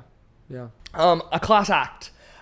This was I watched you perform this song on the oh my gosh, what's the name of the song? I'm blanking Rosie. on it. Right? On Rosie, What, yeah. Next Best Thing to Love. Yes, yes. And gosh, it's funny because you're very subtle in the way you Thank perform. you. I don't know if everyone's ever told you that, but I think Thank that's you. that's like if I had to use one word to describe what you do, it's like you're watching and you're going, oh, like I see her thinking, and I'm trying to like, and then it like that performance in particular was really moving to me. I thought it was beautiful, and I thought the music was beautiful too. Yeah, it's great song. Talk to me about, and is it Edward Cleban? Is that how you say his It's name? Ed Cleban who wrote. He's known as Chorus the line. lyricist for A Chorus Line, but he also wrote great songs. Right. And Lonnie Price and Linda Klein wrote a show. It was a jukebox musical, but you'd never know it because of the way it flowed. Oh, really? I didn't realize they that it was a wanted to write jukebox. a story of his life using his songs. Mm. I mean, there's some wonderful songs in that show. Yeah. And I got involved because they were doing a reading of it downtown at a place called New York Musical New York. Something with musical in the title. Oh God, I'm really dating myself. I can't remember. They sent me the song. The guy who was originally going to. Someone sent me the song of Ed Cleban singing "Next Best Thing to Love" on a cassette. Oh. And I listened to it, and I said, "Count me in." I just heard the song. I said I wanted to sing the song, and we did a reading downtown with the late great Peter Scolari. And then we did a full production of it at Manhattan Theater Club. Oh. In their small theater. Yeah. The smaller one. And then we moved it. It got great reviews, so we moved it. Oh, yeah. It was the stage 2 one that's at City Center? Yeah. Did Lonnie direct it, too? He directed it, and originally he wasn't supposed to play Eddie, but we lost our lead, and Lynn Meadow really wanted him to play Eddie. Oh, he had a lot of hats. It was hard. He had a lot of hats on. It was... he did a great job. I mean, he was directing, he was starring, he wrote it. Right. He was nominated for a Tony for Best Book. The book was so good. And the thing about a class act is I still get stopped on the street from theater students, like not necessarily still in school, but people who are doing it who are still learning. Oh. Because the show celebrates, you would love it, because it celebrates the BMI workshop, which is a workshop for composers and lyricists. They still have it. And there's a song called Fridays at 4, which is a great song. It's such a good score. I think you would really like it, both of you. And, I don't know it as well as I'd like to. And it's meta, like you'll get the inside of it. Right. Interesting. So Fridays at 4 was when they all met at 4 o'clock for their musical theater writing class. And Lehman Engel was a very famous teacher for young composers and lyricists, very revered. Oh, yeah. Interesting. Yeah. It was one of the. It's a show that I've heard a lot about, but I don't know it as well as I'd like to. And I still get stopped about it. That's so cool. It was like young theater students fell in love with it, and they do it a lot because it's easy to produce because it's a small company, right? Small band, right?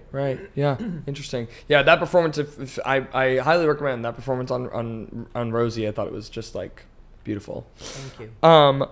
Let's talk about Fiddler with Alfred Molina. Spoiled me rotten. How did that come to you? It was an audition. Yeah.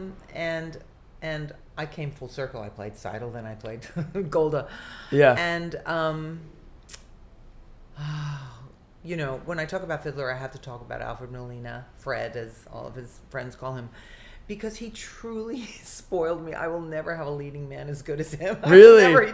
And I told him that. I told him, I said, you've spoiled me rotten. Just acting with him was sheer joy. And he's a friend. He's like the mensch of all mensches. And it was a great experience. A show like that, and being Jewish, a show like that really gets under your skin.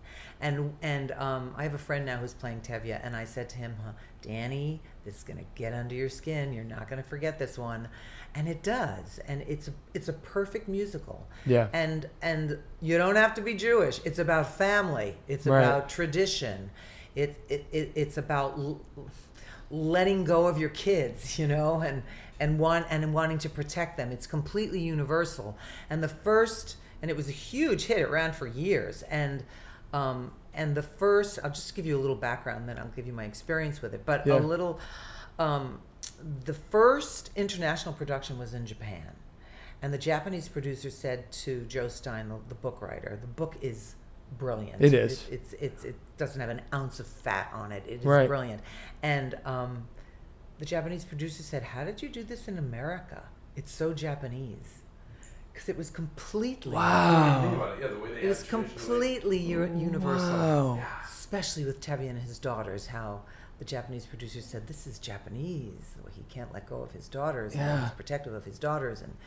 And it was one of those shows that got under my skin. Yeah. I loved working with David Laveau as the director. Yeah. And the company. And we had our 20-year anniversary last year at the West Bank. I organized it, and we were all there, and it was really moving and wonderful. That's really nice. And it's just a perfect. I don't use that word a lot. It's a perfect musical. Yeah,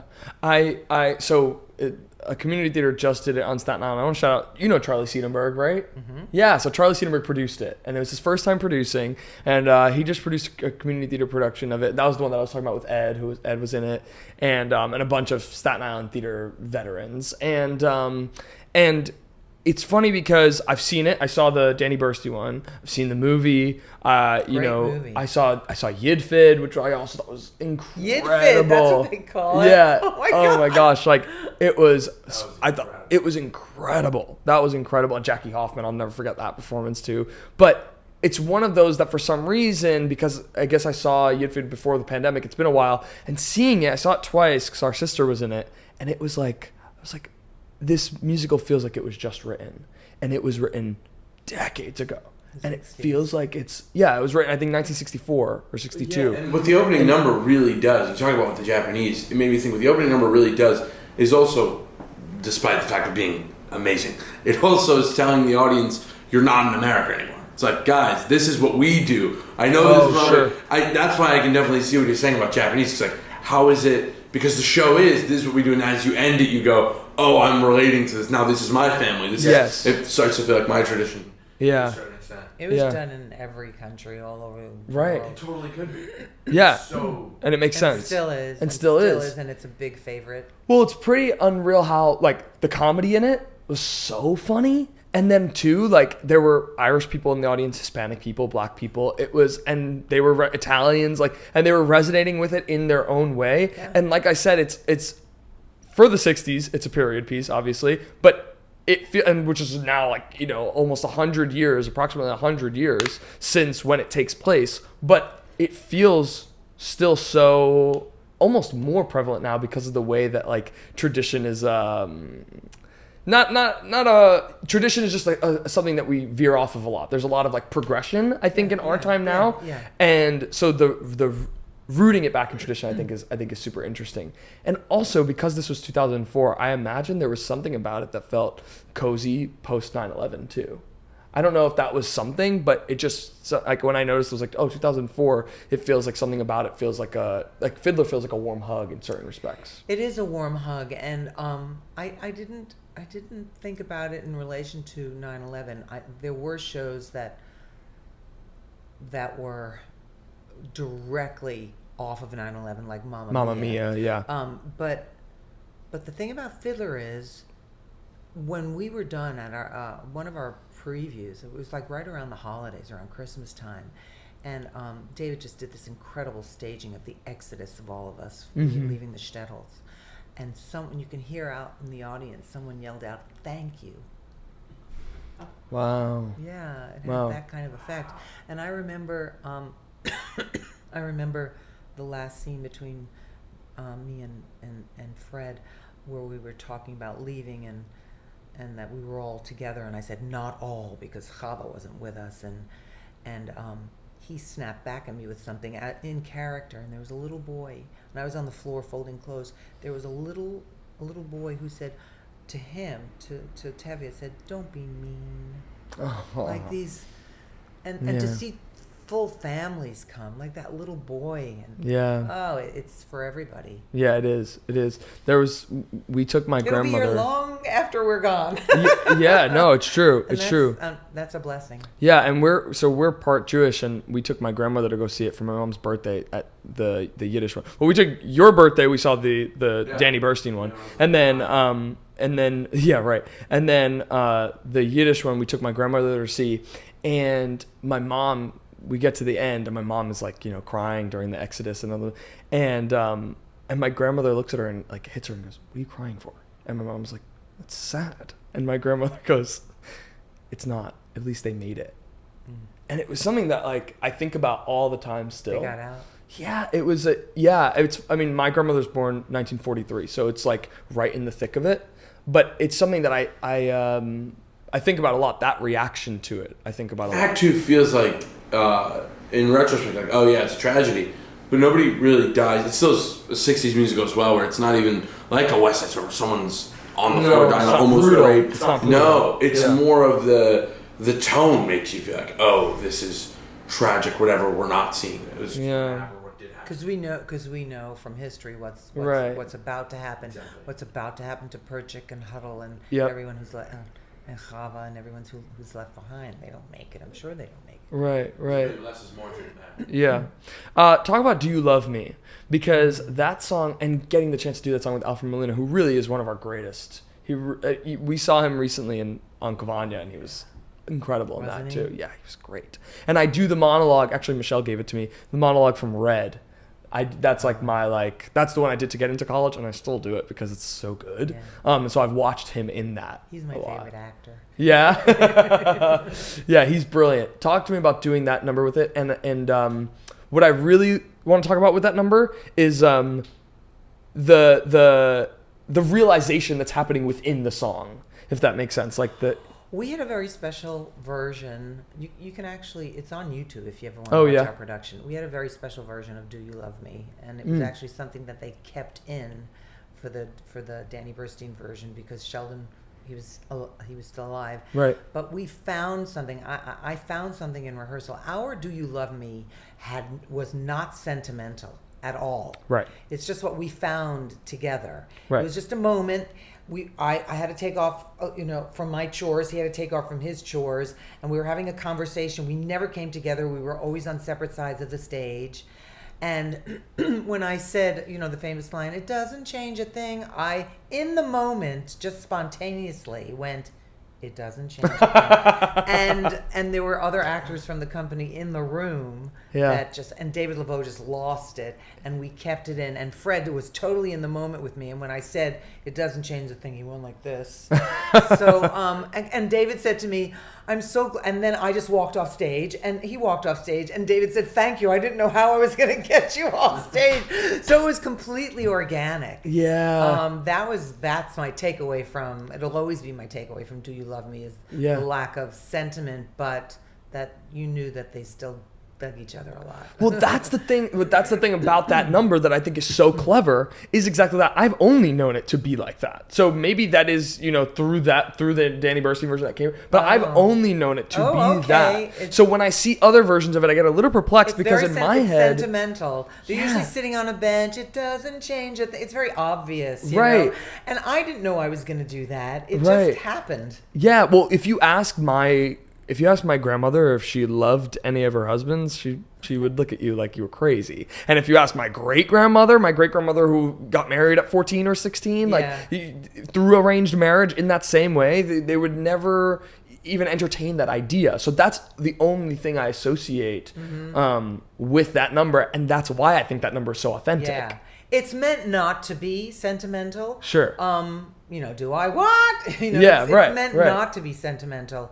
But in the more traditional versions of it, they do have a sentimental moment at the end. Yeah. And we just went like, can we move on now? And it becomes so much funnier, too. It becomes so much funnier. Because otherwise, in a way, based on what Golda's saying in that number, you would almost think, like, why is she being so dismissive? But it's not that. It's just... She actually thinks about it. He gets her to think about it. Right. I guess I love you. Yeah. Yeah. I think it's one of the great love songs in the musical theater. Oh, yeah. Yeah, it really is. For a moment, it's so pretty. And in that moment, it's ironic.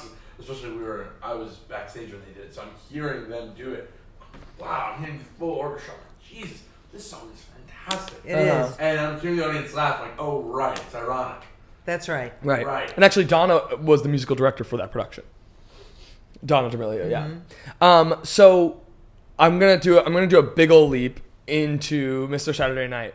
I remember hearing about it when it was going to the Berkshires. You guys went to the Berkshires, right? And I hadn't seen the movie. I didn't know anything about it, but I was just so excited at Billy Crystal coming to Broadway. Yeah. And I seen 500 Sundays, and funny enough, we just talked about him, so that's pretty funny. But I was just so excited. I was there the first preview.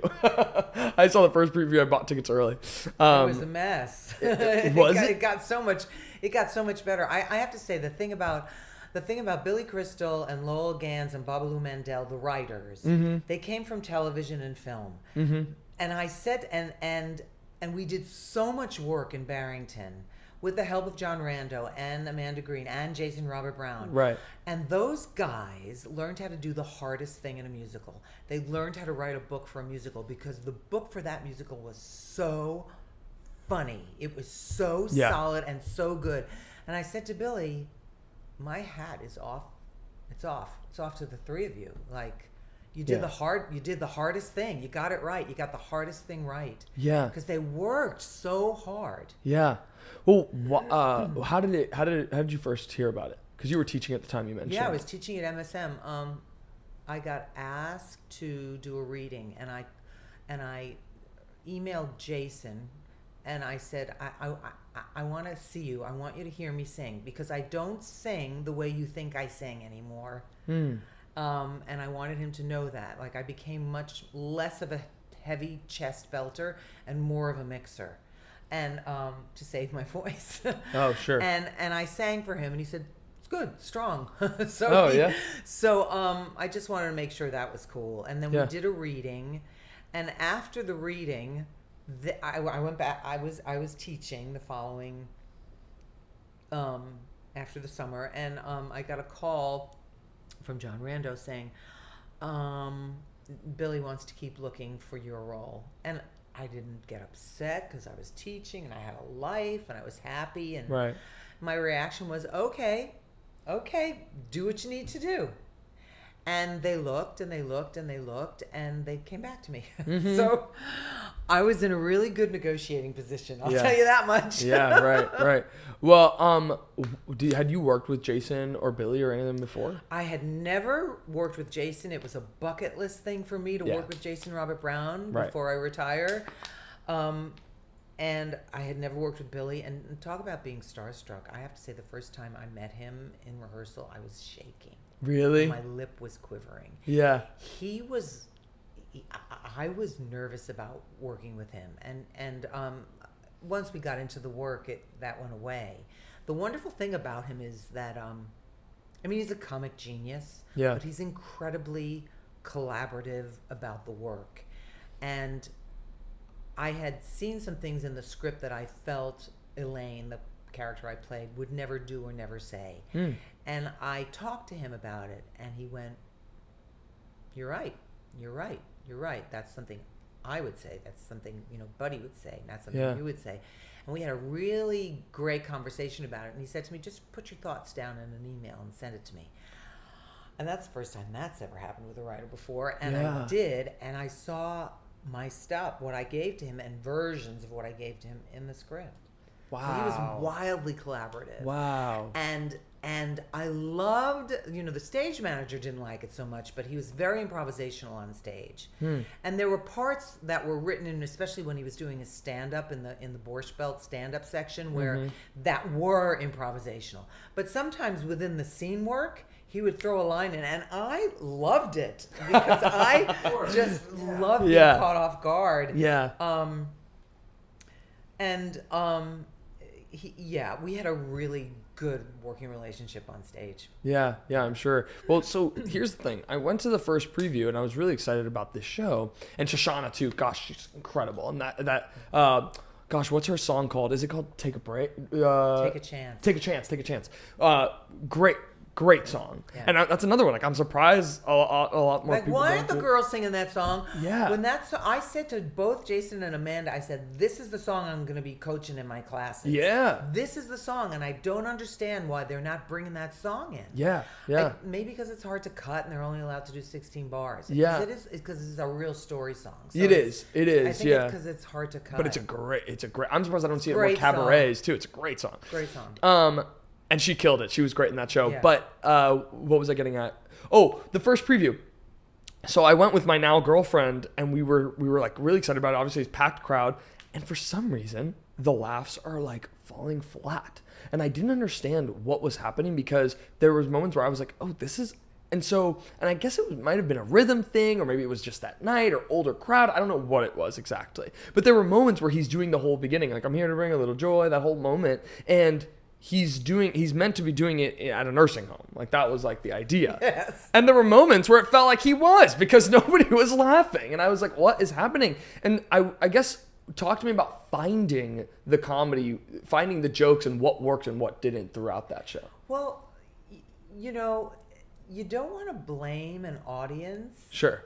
Because sometimes they are enjoying it. Right. But they're not vocal about it. Right. And they were wearing masks. Right, I forgot about that. Yes, right. And it was a different time. We were coming back from COVID, and there were times where we were giving a good show, or maybe we weren't. Maybe we were a little off. Sure. So it's just the live theater thing, Yeah. It does. We're not always connecting with the audience. The audience is not always connecting with us. It's that live thing that we love and are sometimes really frustrated by. Yeah. But I tell you, Billy, with his roots being in stand-up, he had a hard time when the audience wasn't with him. Really? Yeah. Because his roots are in stand-up and he goes back there. Yeah. But theater people are, you want the immediate feedback, but I keep going back to that we were doing a comedy in the middle of COVID. Yeah. And you never know. And you guys were one of the first shows back. Yeah. Yeah. But those nights, I got to tell you, and they were mostly filled with laughs. Yeah, where of those course. laughs came in through the masks. That song, my father had just passed away.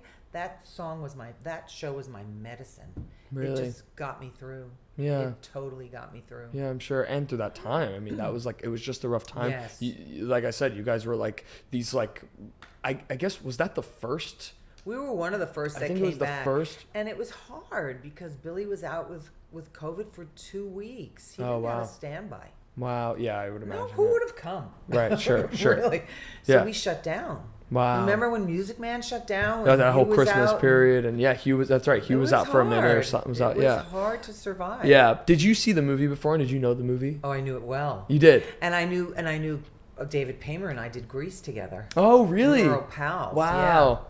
Yeah, that's so fun. That's so funny. Your song Tahiti is so fun. I love that song. There also aren't many. What was interesting about that show too is like there aren't that many shows written for older. Tell me what you're gonna say. Well, because I have a thought. Well, no, I was just gonna say exactly that for people yours and Billy's age. Like that's right. That's exactly right. Yeah. And for an older Jewish couple on the Upper West Side in Manhattan. In modern day time. In contemporary time. Yeah. When do you see... There aren't any. Right. You know? Right. So... and you guys got these 11 o'clocks. Like, you got these, like, big numbers. You know what I mean? Did, like, it was great. Like, the old-timer show, you had to do it. but it's funny because it's one of those that I'm like, oh, this actually, you know, I remember I spoke to Michelle afterward, after she had seen it, and she was like, talk about a true lesson in vaudeville style. Yeah. You know, because we were learning that the year prior before I graduated, took this whole class on vaudevillian humor and how to nail the rhythms of certain things and how to say certain things to get, you know, and you watch like Dick Van Dyke, that is like the epitome of that. But Billy is also, he was doing, that is his humor. And I would go to him when I did something that wasn't when I was doing something that wasn't landing, and he would like you put the emphasis on this word, and you know. Really? The real music of it. That's where I learned an expression called the arithmetic of the joke, because that's what Lowell Gansell. I mean, these are the guys. Babaloo Mandel and Lowell Gansell are the guys who wrote "There Is No Crying in Baseball." Wow. Yeah. Where is it from? League of Their Own. Oh, sure, yes. And plus all these countless famous TV shows. So we were with TV, you know, writing history with those guys. Right. I'll show you on my phone when we're done, but I have a great picture of the three of them with their masks on, constructing a joke. It looks like the arithmetic of the joke. And when something wasn't landing, Lowell would say, there's something off with the arithmetic of the joke. There's something off. Just to be with those guys. Yeah. The way they would construct a joke. Larry Gelbart was the same way in City of Angels. Yeah. To get the music of it. Yeah. And when you have something that's perfectly written, it's like Shakespeare. It just rolls off your tongue. It's effortless. Yeah. Yeah, and it's funny because you'd think at that point, Billy Crystal had never done a musical. And it was, for me, seeing Billy Crystal alone on stage, and I had heard so much about seeing you on stage. I knew David from Marvelous Mrs. Maisel, and Shoshana, that was my first time seeing Shoshana on stage. And the three comedians were brilliant. Oh yeah, the three of them were great. And so I had a blast. I had a blast. Yeah. I love that show, and I think it should get done at regionals because I think that there's a lot of, because it's also not that big of a cast, so I feel like it is. I don't know if it's licensed, it's published. Right. Well, there's a pro shot, right? You guys filmed the pro shot for Broadway HD. Yes. Yeah. But I don't know if the actual book is published. Yeah, I wonder. Yeah, I'm not sure either. I want to ask you about your voice a little bit because the Shoshana she's a vocal master. Yes, she is. Know? She's everything I've ever seen.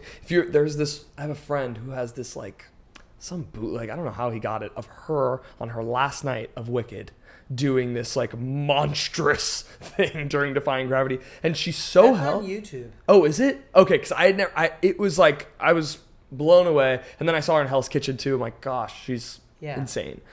Yeah. I was just gonna go for it. She'll tell you that back in the Wicked days, she wasn't singing healthy. Really? That she had some vocal damage and she had to, rework her voice, and she sings really healthy now. She never pushes. Interesting. Yeah. Yeah. Well, it shows, especially Hell's Kitchen stuff was really tricky. So even that song she has 17, super tricky, but she's always she's a great singer. I was going to ask you in terms about your voice, when you talk about how when you were working with JRB about how you were saying that you mix more now, and I guess talk to me about I don't belt B flats anymore. Well, sure. I can't belt. I could if I continued to study, but I'm semi-retired. Sure. As a performer, which basically means I'm picky. Sure. About what I do. That's sure. what it means. So I haven't kept up with voice lessons. If I wanted to belt a B flat, I could. I would just have to study. Okay. But I just find mixing easier. It's Yeah. just easier. Yeah. Well, it's funny because I guess through the year, I've gone through a lot of vocal things, speech pathology and all this other stuff. And there's something about, I've not done 8 shows a week, but there's something about like the stamina required for that I think is something to talk about. Yes. You know? Yeah. Especially because you were doing shows like Les Mis and, you know, City of Angels. I was younger though. Sure. When we first started Les Mis, we were only doing 7 actually because there was construction next to the building, so we couldn't do Wednesday matinees because of the noise. Wow. For like the first 6 months. That's funny. A blessing. Yeah, right. Then we got into 8 a week, but I got to tell you, I was a bad girl. I didn't take really good care of myself. I went out with the company. You know, we were doing Les Mis. We went out for Mexican food after the shows, and but as I've gotten older, you're an athlete. You know this. You have to hydrate. You have to get enough sleep. You have to eat well. You have to do all those things that athletes do when you're working 8 shows a week. It's the same deal. Yeah. You have to take care of yourself, and you have to balance everything up here. Like, it can't all be about the show. It can't all be about the audition. You have to just have your people close to you. Go to a museum, take a walk in the park, do the things that make you happy, that bring you joy, so that the most important, crucial part of your day is not the audition. Right. Like I tell people, if you have an audition, this is very practical advice, but if you have an audition, make sure that you have something better to do after. Sure. You know? Yeah. Just basic, simple, practical stuff like that. Let it not be the focus of your day, because that's where your mind's going to go. Right. What would you say if you could give yourself a piece of advice? I knew you were going to ask me this Yeah. question. This is the question. It is the question. What would you say it is? To your younger self, I should say. Everything works out in the end. Yeah. Don't stress over not getting a part. If it's not your part, it's not your part. Everything works out in the end. And I just feel that way about life. Yeah. Because these are hard times, you know. Just got to take a breath. Just got to take a breath and know that it'll all work out in the end. It sounds like Pollyanna-ish, but I believe that. Yeah. Well, that's comforting. That's comforting because I'll tell you honestly, like it sometimes for me at least, it's been like this, like, oh, will it? I do wonder that a lot. It'll work out the way it's supposed to. Sure. And you will be happy. Sure. Yeah. I do believe that. Yeah. Especially in something that's so inconsistent and so unpredictable. Yes, and I also have to say, for all your viewers out there, the business is really hard now. I grew up in an easier business, and I mean that because I see my students going through it. They've got the New York beatdown. You know, I call it the New York beatdown. It's the way you have to present yourself now, like with social media, like it's a requirement, and the self-tape and not being able to get into the room. That's some hard stuff, you know? Yeah, it is. And Michelle, actually, it's funny because Michelle says a similar thing. Talk to me about teaching and what you found you like about it. I didn't think I'd be able to do it, and I didn't think I was a teacher. And there was a gentleman, Alan Nussbaum, who owned a studio in New York for a while, lovely guy, who was a friend and a fan. And we were introduced through a mutual friend, and I came to his studio in New York, and he said, "I want you to teach." And I said, "I'm no teacher." He said, "Yes, you are." I said, "How do you know?" He said, "I've been doing this a long time, been hiring teachers. Some of them work out, some of them, I can just tell you're a born teacher. And all you have to do is show up in the room. I will get your students for you. All you have to do is show up in the room."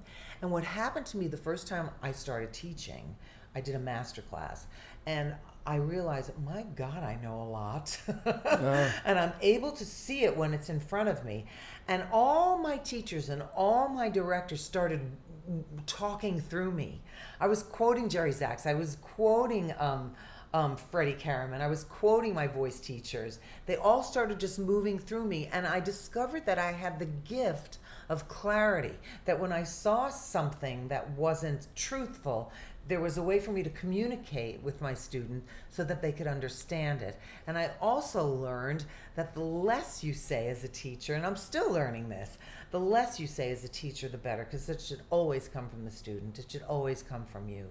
You can give them like a little bit of information and let it come from them. It's the teachers that tell you what to do that I feel are not giving their best to the student. Yeah. So you have to explain everything to them and say, you just keep asking questions. Right. Well, I guess you kind of answered my next question, which was going to be like, when you're watching someone do a piece, what is the first thing that they finish it? What is the first thing that what is the first thing, I was going to ask what was the first thing you do, but I guess that would be asking questions. What would be the first thing you ask? What do you think is the first thing? Well, it depends. I take my cue from them. Mm-hmm. I mean, it depends on how they end. If they're in a place of confidence, I can say to them, like, the first thing I usually ask is, does the song have meaning for you? And if so, can we talk about that? If you don't want to talk about it in specific terms, just if it divulges too much, just generally speaking, does this song resonate for you? Mm-hmm. And some of them are quite open about it. Some of them on the spot will just go, I can't talk about it. And then I'll just say to them, okay, so what's it about? What's the song about, and what are you doing in the song? Like, what's your objective? What are you trying to accomplish in the song? Basic questions like who you're talking to, all the stuff that you've learned in your basic acting technique. Sure. But if I always take my cue from them. If somebody finishes a song, like last night, there were a lot of nerves just flying in class last night. And a couple of times I had to say, how do you feel? How do you feel right now? Mm-hmm. And quite a few of them would say, I'm just really nervous. I can't shake the nerves. I can't shake the nerves. I just can't shake the nerves right now. And I understand. I've been there. I tell them I told them the Les Mis story where I cracked on C natural, Right. And so what can we do to alleviate, what can we do together to alleviate your nerves right now? I had one student who hadn't been in class for 6 years, and she's just getting back into class, and she's feeling incredibly vulnerable. And I turned the lights off and I let her sing in the dark. And she just felt more at ease, and she wasn't pushing as much, and she couldn't see any faces. We had a whole discussion last night about how they feel more comfortable in the room than they do in class. And I said, what is it, the fluorescent lighting?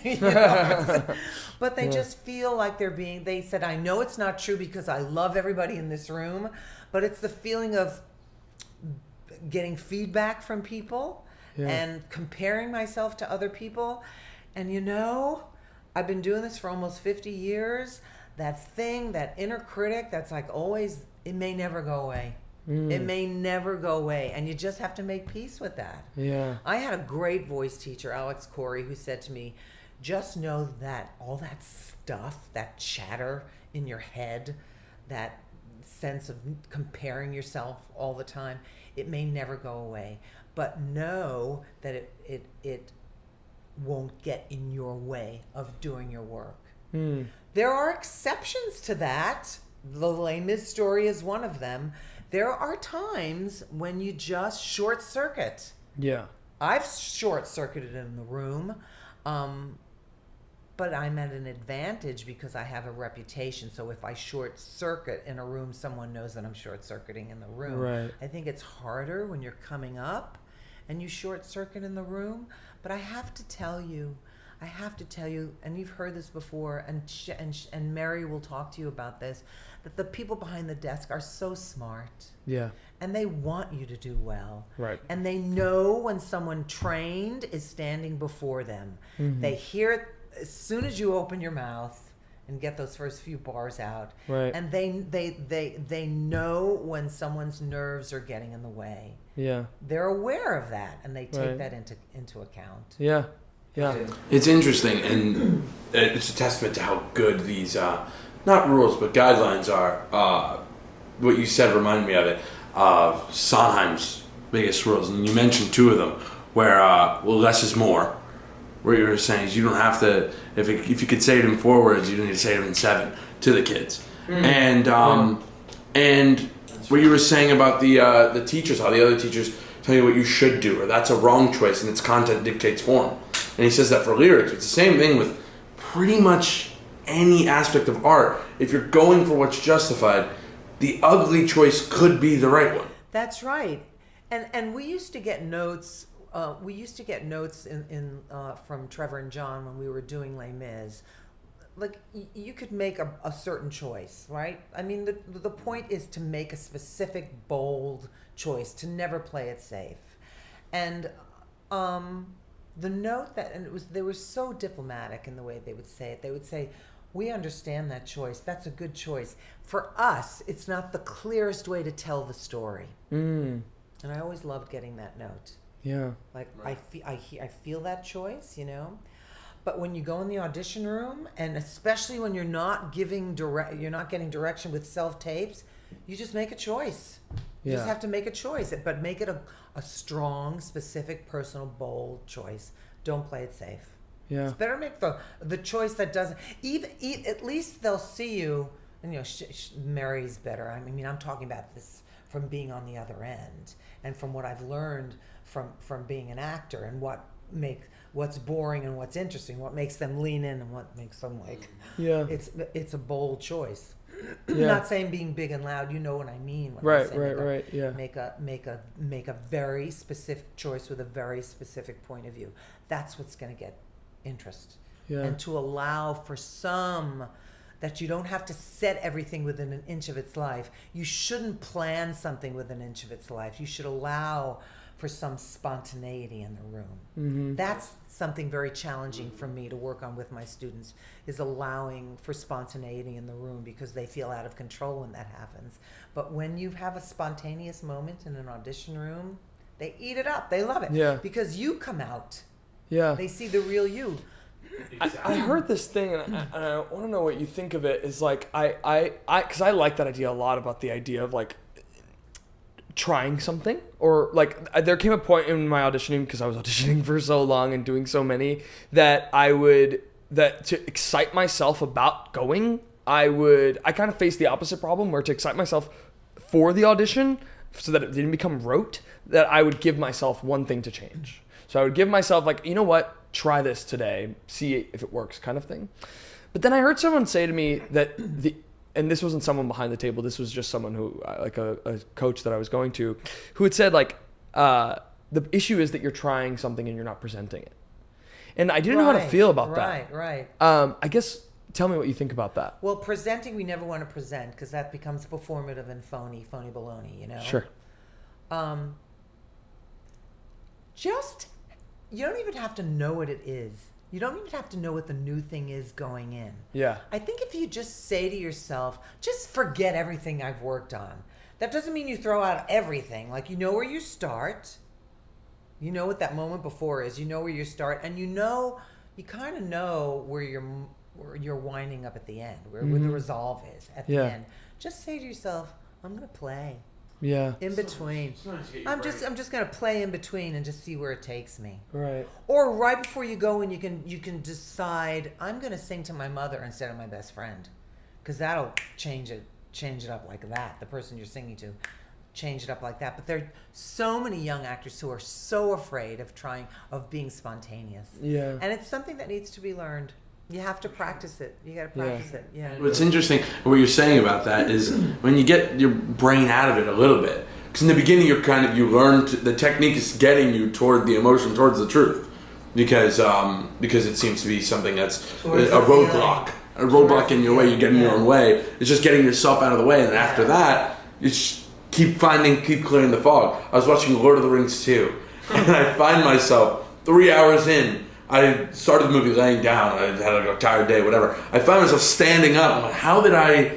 And I didn't even think about it. Yeah. I'm standing up. I feel a yell. I'm like, no. Those are your impulses. Exactly. That's the stuff. It's instinct. Your instincts are everything. Your instincts are your gold. Yeah. That's what make you different from everybody else. And to just work on instinct. Yeah. And the impulses are just a physicalization of that instinct. That's why you stood up like that. Right. You know? Right. You just, and when my students do that, they are so happy. Yeah. And they have so much fun, and it feels so good. Yeah. And I'll say why. Why did it feel so good? It just felt so true, because you were working on instinct. Yeah. You know? Yeah. It just takes trust. Yeah. You have to trust. Yeah. And it's not easy at the beginning. Yeah, for sure. Yeah. Now I'm going to pivot to something. Have you ever played with AI at all? No. Okay, so we have a fun bit that we do on our show because the show is called I Want to Be Like You. This segment is called AI Want to Be Like You. So what I asked AI to do was games. It's like the Jimmy Fallon show. exactly. Oh, exactly. Gosh, I love that you caught on to that. That's great. So I have this scene that I had AI write. Okay. I need my glasses. Okay, go get your glasses. We'll hold. So I had AI write a scene that is a scene. Here you go. You can have it. And it's a scene for Elbi Cespedes and Randy Graff. That was the idea. Write something where we could write a part for Randy. Okay, write a new musical with a part for Randy. So I'm gonna just read a little bit of it. The musical is called Curtains Up. The setting for this scene: we're a cluttered rehearsal room in the Pinewood Community Theater in New Jersey. Of course, it's New Jersey. Yeah, okay. Right. Folding chairs are scattered haphazardly, and a rickety piano sits stage right. I'll cut this whole moment. Joey, played by me, a high-energy 30-something, okay, stage manager, is frantically flipping through a binder labeled Director's Notes Dreams. Maureen Hart, played by Randy Graff, a glamorous but exasperated Broadway veteran, stands center stage holding a script and a venti latte, looking unimpressed. Context, it's the rehearsal for Anything Goes, and Joey, who's secretly desperate to direct, is struggling to keep things together. Maureen, roped into this production by a favor to an old friend, is less than thrilled about the amateur chaos. Okay, this is our first interaction. Maureen is the Broadway veteran. I'm the 30-something stage manager who has dreams of winning a Tony as a director. Okay? All right, here we go. All right, everybody, welcome to day one of Anything Goes. I'm Joey Delgado, your stage manager, prop wrangler, and fingers crossed, future Tony-winning director. And this is our star, the legendary Maureen Hart. Charmed, I'm sure. Let's make this quick, Joey. I've got a mani-pedi at 3, and this room smells like mothballs and regret. No mothballs, Maureen. Just the scent of theater magic. Now, I've got big plans for the show. Big, like Busby Berkeley meets Lin-Manuel Miranda. With a dash of...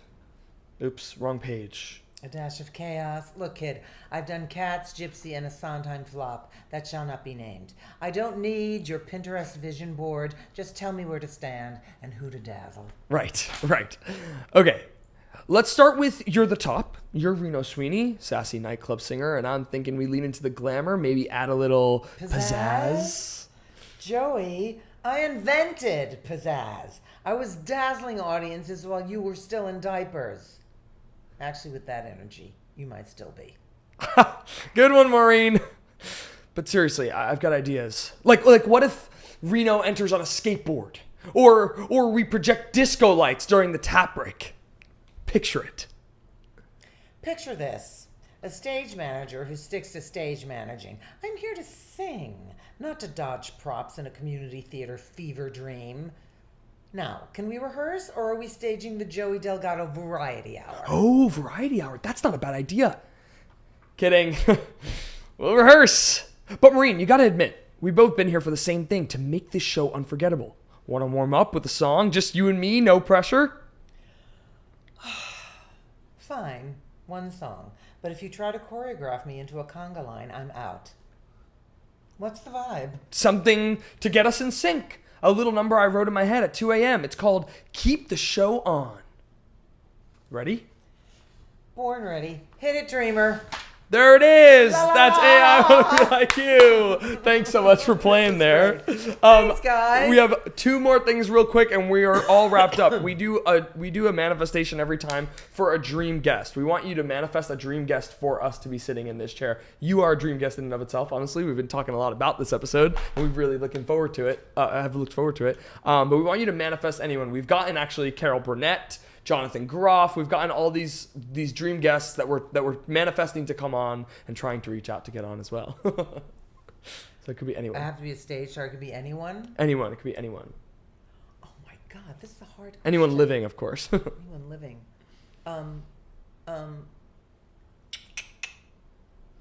Jonathan Bailey. Oh, Jonathan Bailey. Oh, that is a good one. He's really good with interviews too. Yeah. I think he's fabulous. He is. He's great. He's great. He was great in Wicked. Oh, and Cynthia Erivo. Cynthia Erivo. Love it. Love it. We'll take it. Our last question every time is, we started by asking you who your I want to be like you as a kid was when you first got here. And now we want to ask you, who is your I want to be like you now? Could be anyone. Could be someone in your family. Could be, doesn't have to be someone, a celebrity, or it could be. Oh my God, these are hard questions. Who do I want to be like now? Oh, Cynthia Erivo. I want to be like her. Yeah. What about her? Her strength. Yeah. I mean, the talent is one thing. Yeah. But her strength, her compassion, Yeah. her versatility, Yeah. her empathy. Right. I just think she's She's the great. real deal. Yeah, she Love is. her. She is. And I would like just for a day to have those nails. Not all the time, but just for a day I would like to have those nails. Right. Thanks so much for doing this. This was such a great. treat. This Thank was you. great. Thank you. Appreciate it. This was great. Woo woo! I want to be like Randy Graff. I Want to Be Like You with Elbi Cespedes is produced by Elbi and Christian Cespedes. Special thanks to Angelina Cespedes, Vincenzo Salvatore Cakes, and of course, Randy Graff.